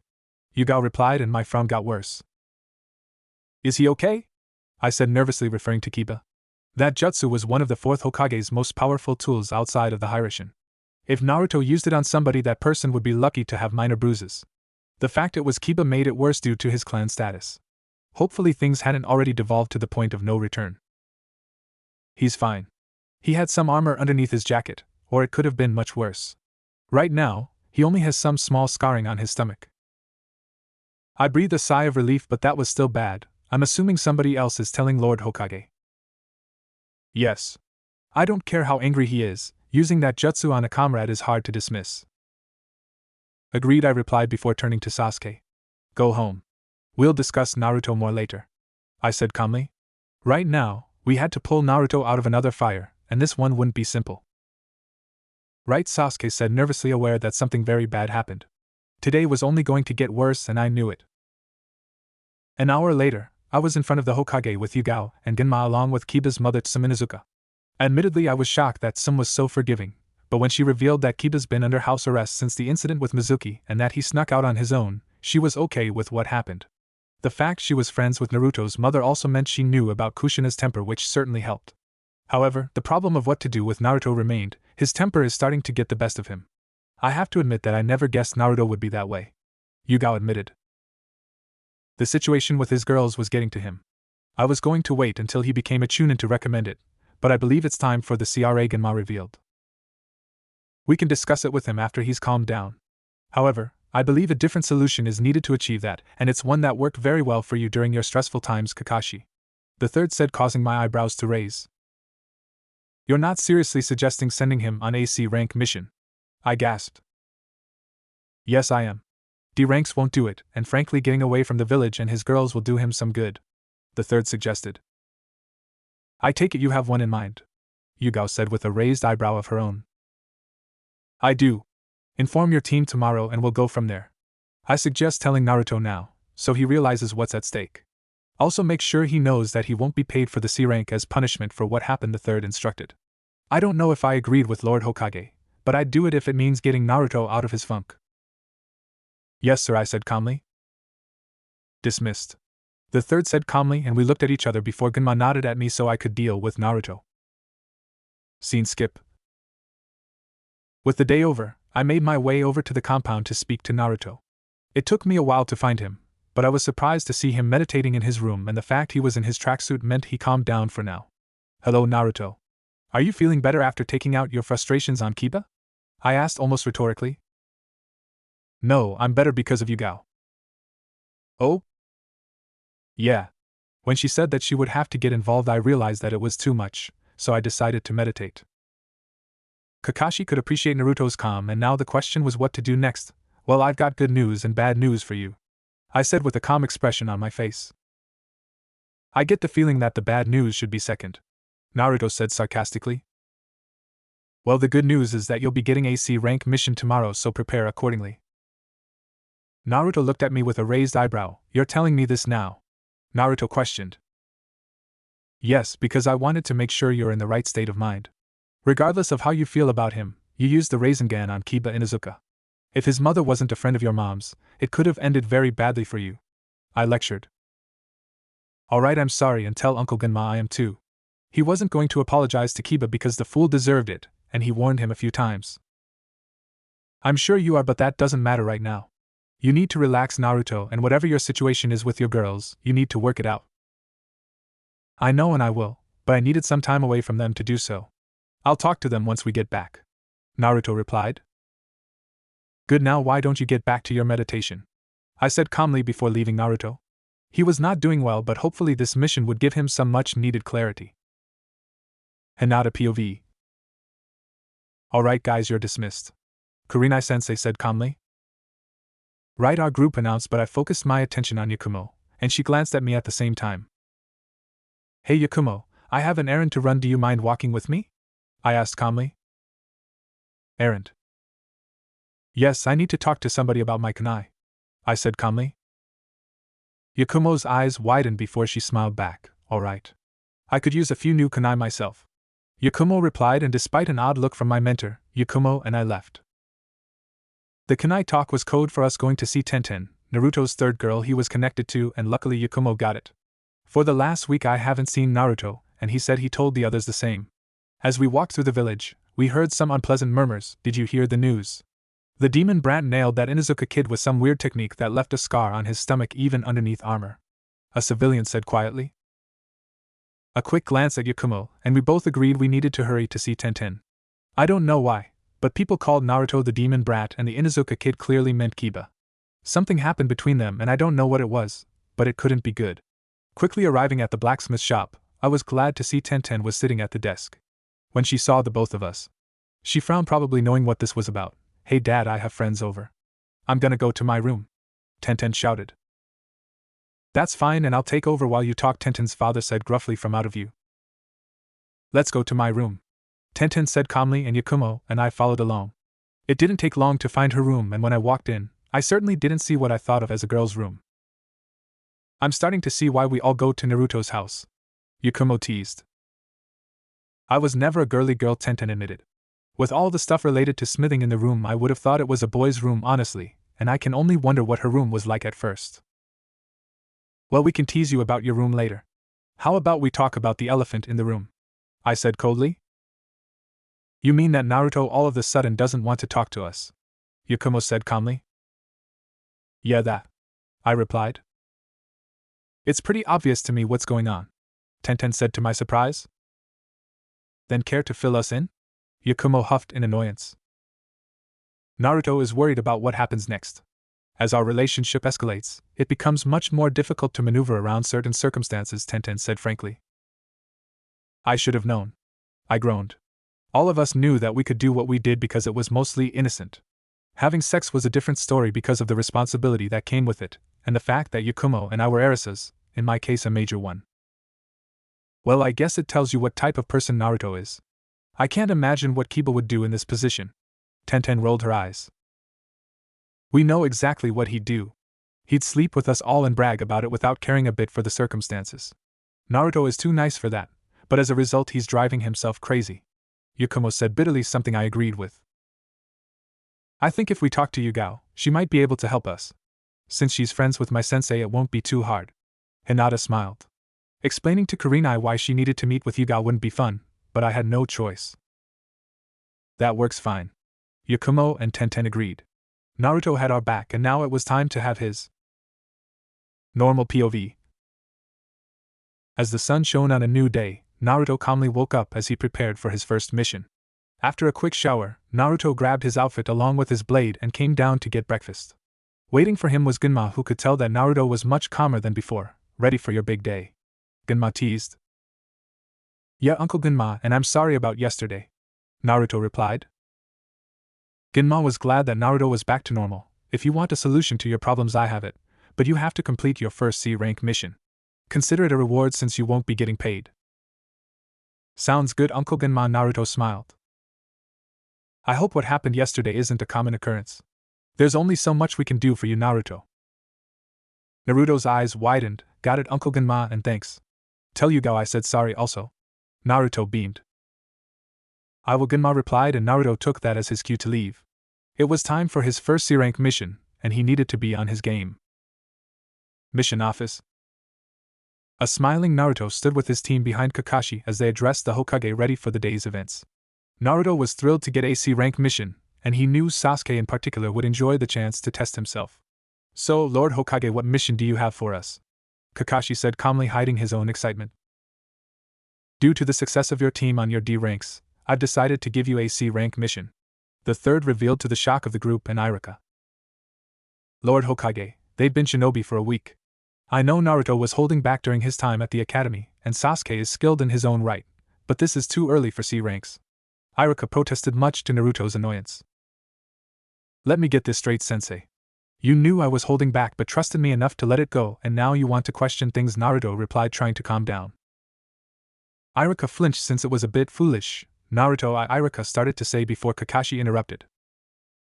Listen, Irika.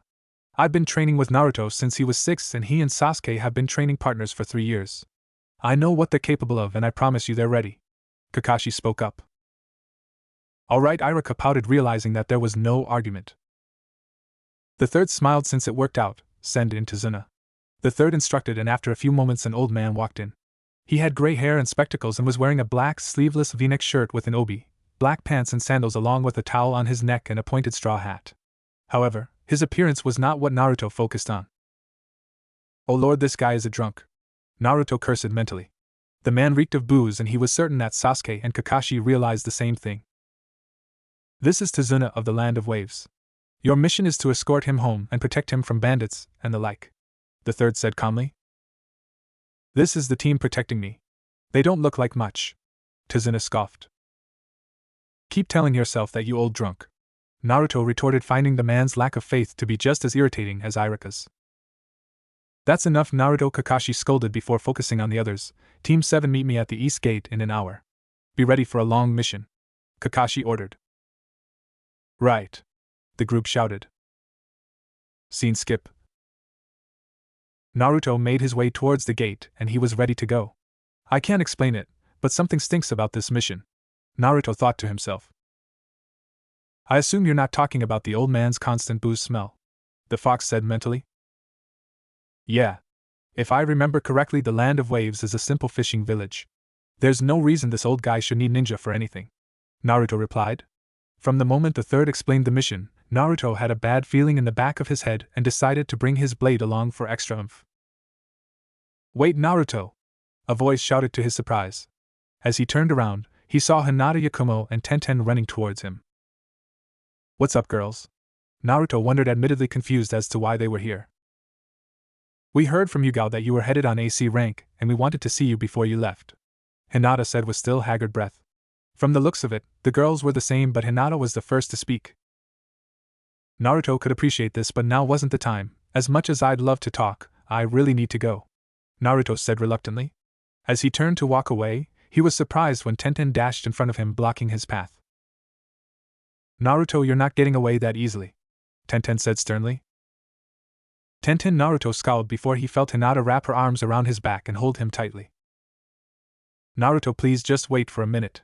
C-rank missions are dangerous, and I don't want our last memory of you to be you saying you need a break, Hinata said as tears flowed from her eyes. She's right, you know, Tenten continued before walking up and hugging him from the front. I have a feeling I know what's bothering you, but right now that doesn't matter. We just want to show the guy we care about some affection before his first big mission, Tenten said warmly. Unfair, there's no room for me, Yakumo pouted. They really care, huh? Naruto thought to himself.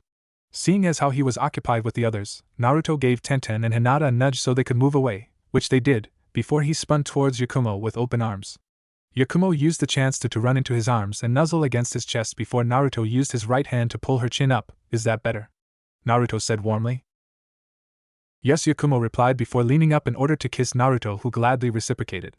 They kissed for about a minute before Yakumo pulled away. My turn, Hinata said happily before quickly taking Yakumo's place, and like the Kurama heiress clashed tongues with Naruto for a minute. Saving the best for last, huh? Tenten smirked. Just get over here, Tenten, Naruto retorted before spinning back around so Tenten could get her moment, which she did before pulling away. When you get back from this mission, and you'd better get back, we're going to figure this all out, Tenten said firmly before poking his chest and moving next to Yakumo and Hinata. Got it, Naruto replied before making his way to the gate with his 3 girls watching him go. It didn't take long to find his team, and it was time for the mission to start. Glad you could make it, Naruto. Care to explain why you're late? Kakashi wondered a bit rhetorically. A few lovely ladies wanted to wish me luck, Naruto answered, causing Kakashi and Sasuke to crack a smile since both knew what that was about. Then let's go, Kakashi said happily, and the group was on their way. Scene skip. For Ninja, it would take a few hours to reach Wave, but due to having to deal with Tazuna, the trip would actually take a few days. As a result, the group camped out halfway into the journey so they could get some rest. Plus, Naruto and Sasuke took one tent with Sakura taking her own and Kakashi staying with Tazuna in the third. With dinner over, it was time to relax, and the 2 boys reflected on what was going on. To think we've come this far, Naruto said with a smile as they sat in the tent. Yeah. Shame we're only getting this because of your hissy fit the other day, Sasuke smirked. How'd you know about that? Naruto twitched since he thought that was a secret. Kakashi told me since he's my advisor, now that I'm rid of those 2 old bastards Hamura and Kohara, Sasuke scowled. Who? Naruto replied in confusion. About a month after Itachi slaughtered my clan, I was approached by the Hokage's 2 advisors Hamura and Koharu. They wanted to help me deal with my new situation and I agreed to make them my advisors. It turns out they're greedy bastards who don't have any power but rely on the fact they're the Hokage's old teammates to influence things. Sasuke scowled. Sounds brutal. Naruto twitched. Genma had acted as his advisor for a long time so he didn't have to deal with that stuff. Yeah, they tried to steal most of my fortune before Kakashi found out and put a stop to it. Now he's my advisor and sensei, which suits me fine. That's rough, but at least you're on the right track. For now, I just want to focus on this weird mission. So you think it's odd too? Sasuke questioned. Oh yeah? The old drunk is hiding something. I agree. Well, let's just stay focused and look out for anything odd. Will do. But now you should get some rest since Kakashi should be coming to get me for my watch pretty soon. Naruto replied. Actually, it's already time for your part of the watch, but I couldn't help but listen to your conversation, Kakashi said from outside. Which part? Naruto wondered curiously. Everything, and I also agree something's odd about this mission. Be ready tomorrow, guys, because I get the feeling his stench is going to be the least of our problems soon, Kakashi warned. Oh well.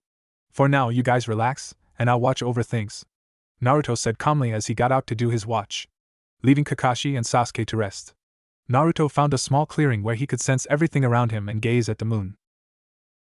So Kit, what do you think the old man's hiding? The fox wondered. I don't know, but we'll find out tomorrow. Naruto groaned as he continued his watch. A part of him wanted to scout ahead, but he decided against it for now. Scene skip.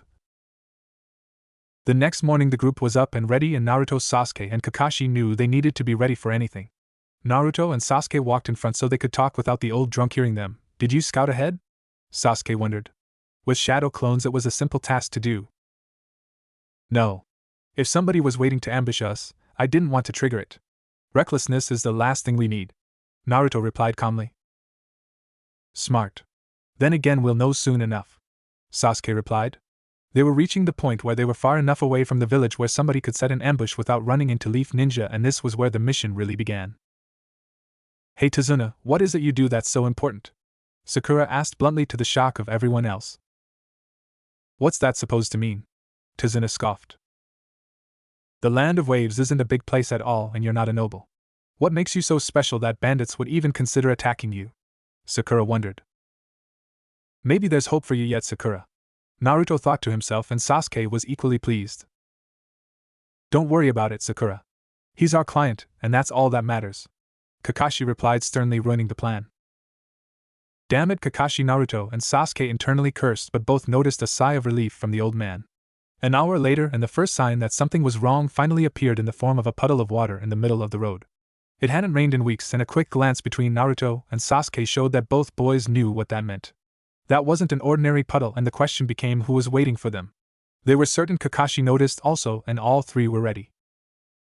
Hey old man, are there any ninja in the Land of Waves? Naruto wondered just as he passed by the puddle, stomping his foot a few inches away from the puddle. No, there aren't, brat. We're just a fishing village, Tazuna replied. I see. If that's the case, how did you get to the leaf safely? We're protecting you from bandits, but they could have easily got to you on the way here. Naruto smiled viciously, causing the old man to freeze. I got lucky, I guess, Tazuna answered nervously. Kakashi wanted to step in, but this time Sasuke spoke first. He's got a point.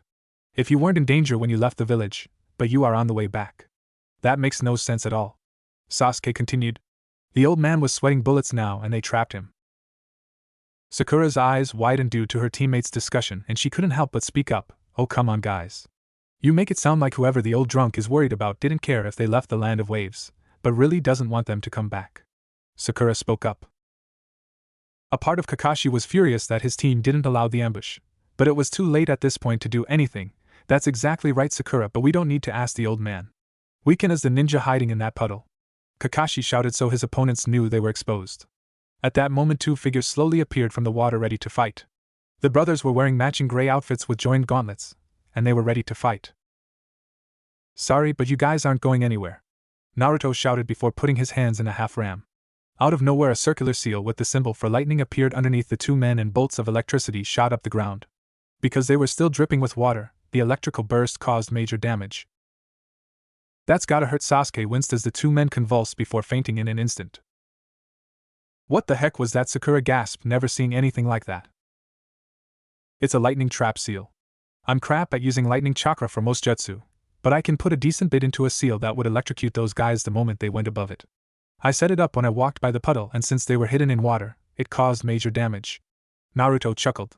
His trap seals were one of the things he hid from people, and they were a secret weapon. Kakashi was beaming with pride at the ruthlessness Naruto showed, and he was well aware of who his student just took out. You just took out 2 C-rank criminals with a single seal. Well done, Naruto, Kakashi said happily. The 2 men Naruto defeated were known as the Demon Brothers, and they were by no means easy foes for anybody to beat. Let's tie these guys up and then deal with the elephant in the room, Naruto said coldly before turning towards the old man, or rather the rat, Naruto said with a vicious grin. I'm supposed to give the orders, but you are right, Kakashi acknowledged before moving to tie the demon brother together with rope before Naruto came over and used another seal to ensure they wouldn't move since they still had their weapons. Despite how easily they were taken out, the 2 were C-rank ninja in a bingo book. Now that we're done with these 2, it's time to tell us what's really going on, Kakashi said sternly as he focused on Tazuna. Tazuna knew he couldn't lie his way out of this one. It's because I hold the Land of Waves' future in my hands, Tazuna said solemnly. And why is that? Sasuke scoffed, finding the idea laughable. The Land of Waves is currently under the control of a man named Gato. You mean the business tycoon Gato? Kakashi questioned. Tazuna could only nod, the very same. A few years back Gato arrived in town, and using some thugs he hired took over the place. Ever since then he's controlled the Land of Waves with an iron grip, and anybody who opposed what he did was silenced in a very brutal fashion. That's horrible, Sakura gasped as Sasuke and Naruto's anger grew by the second. That's right. The Land of Waves is a harbor town, and since Gato controls the ports, there's no way for anybody to do anything without him knowing, at least until I began working on my bridge. A bridge? Sasuke questioned. That's right. I'm in charge of building a bridge that will connect the Land of Waves to the mainland in the hopes of being able to free the town from Gato, and that's why he's after me, Tazuna explained. Kakashi's expression was muted since this was a nasty situation. Tazuna, while I understand your problem, the fact remains that you lied to us. This is not a C-rank mission at all, but an A rank due to ninja being involved. Yes, I know, but the Land of Waves is poor thanks to Gato's greed. There's no way I could have afforded an A rank mission, Tazuna protested. Now it all makes sense. Gato allowed you to leave because he knew that if you did there was little chance of you coming back, Naruto growled. What do you mean, Naruto? Sakura wondered. When it comes to the shinobi world, there are very few rules when it comes to handing out missions, and Tazuna broke the number 1 rule, which is not to lie. Ninja are staffed for missions based on what the client tells us, and if the client lies, you could find yourself in a situation like this where you have ninja who are dealing with a mission that's over their heads, Naruto explained. I had no choice. Thanks to Gato, I was barely able to get enough money together for this mission. That's true, but it doesn't change the fact that you still lied. There's no telling how much danger you could have put my students in, Kakashi said angrily. He was incredibly torn between how close he was to 2 of his students and the understanding he had of the plight of the Land of Waves. In that case, how about we compromise? Naruto suggested, realizing the issue that Kakashi had and offering a solution that would work for everyone. What did you have in mind, Naruto? Kakashi wondered. We still have those 2 captured and ready to interrogate, and I'm sure you've picked up a few genjutsu that would make them more willing to talk. If they can give us a rough idea of who Gato has, we can determine how dangerous this really is. Gato probably assumed that he would fail and that the Demon Brothers would be enough to deal with what you would get on a C-rank mission. If they're all he's got, we're fine. If he's got more, we can find out and be better prepared. But what if he's got a lot more waiting for us? Sakura asked nervously. We call for backup, duh. Naruto shrugged. I agree with Naruto. We accepted this mission, lie or not, and if we complete it, the old man will pay the full price for not only us but any of the other forces. The Land of Waves is valuable if we can get it running again. Sasuke spoke up.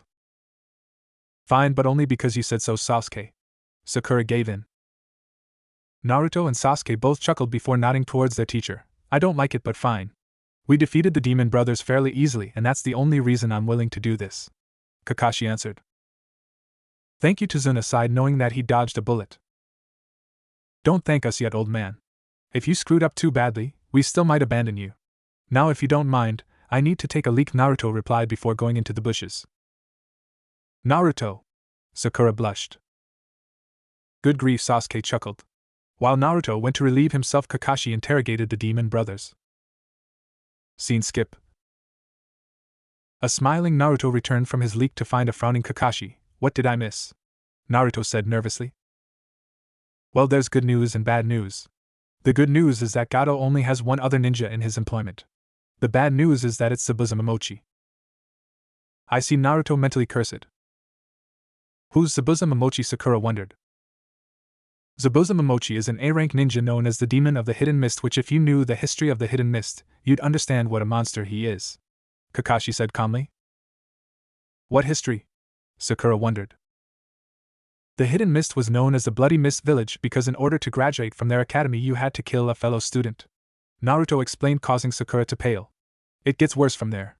Zabuza didn't just kill one student, he killed every one of them. How can a person do that? Sakura gasped. Easily. The ruthlessness that Zabuza used is something that's found in most shinobi from that era. We're much more relaxed now, but there's no doubt that shinobi like that exist. When I was your age, I was fighting in wars and Zabuza is from around my time, Kakashi said calmly. I see, Sakura said with her eyes wide. The ninja world was truly terrifying, and she was learning that soon. Well, let's get going. We don't know when Zabuza is coming, but I have little doubt we'll meet him soon enough, Kakashi acknowledged. Right, Team 7 shouted. Scene skip. Arriving in Wave was a relatively easy task, although given how hesitant Tezuna's friend was to help, it was clear that very few people believed in Tezuna and his mission. The group was currently walking through a forest before Naruto got a bad feeling in the back of his head. Somebody was watching them, and he didn't know who or what. It wasn't a harsh killing intent but a curiosity. Heads up guys, we're being watched, Naruto warned. Are you sure? Sakura said nervously. Yes, I am, and I say we say HI. Naruto yelled as he reached into his pocket and tossed a kunai towards a group of bushes nearby. When nobody jumped out, Naruto walked into the bushes, leaving the sight of his teammates for a moment to bend down and find what his kunai may or may not have hit. To his shock, it was a white rabbit which he brought out to the team. A rabbit. You can't be serious, Sakura shouted. Well played, Zabuza, well played, Naruto thought to himself. Come on out, Zabuza, I know you're hiding somewhere, Naruto shouted. Naruto, what are you? Sakura started to say until a figure flashed into the middle of the road they were on. Impressive. How did some snot-nosed kid figure out I was hiding? Zabuza Momochi said in a gruff voice. Zabuza was a tall and noticeably muscular man with light grayish skin, short spiky black hair, dark brown eyes, and small eyebrows. Zabuza was shirtless but had blue pants with vertical stripes held up by a belt and cow print wrist and leg warmers. On his back was a holster for his blade which was currently hidden from view. This rabbit's fur is white, and that would be virtually impossible unless it was raised indoors. My guess is that you raised it to use for a replacement jutsu. Zabuza raised his eyebrows at the comment and smiled. That's right, and is that a blade? I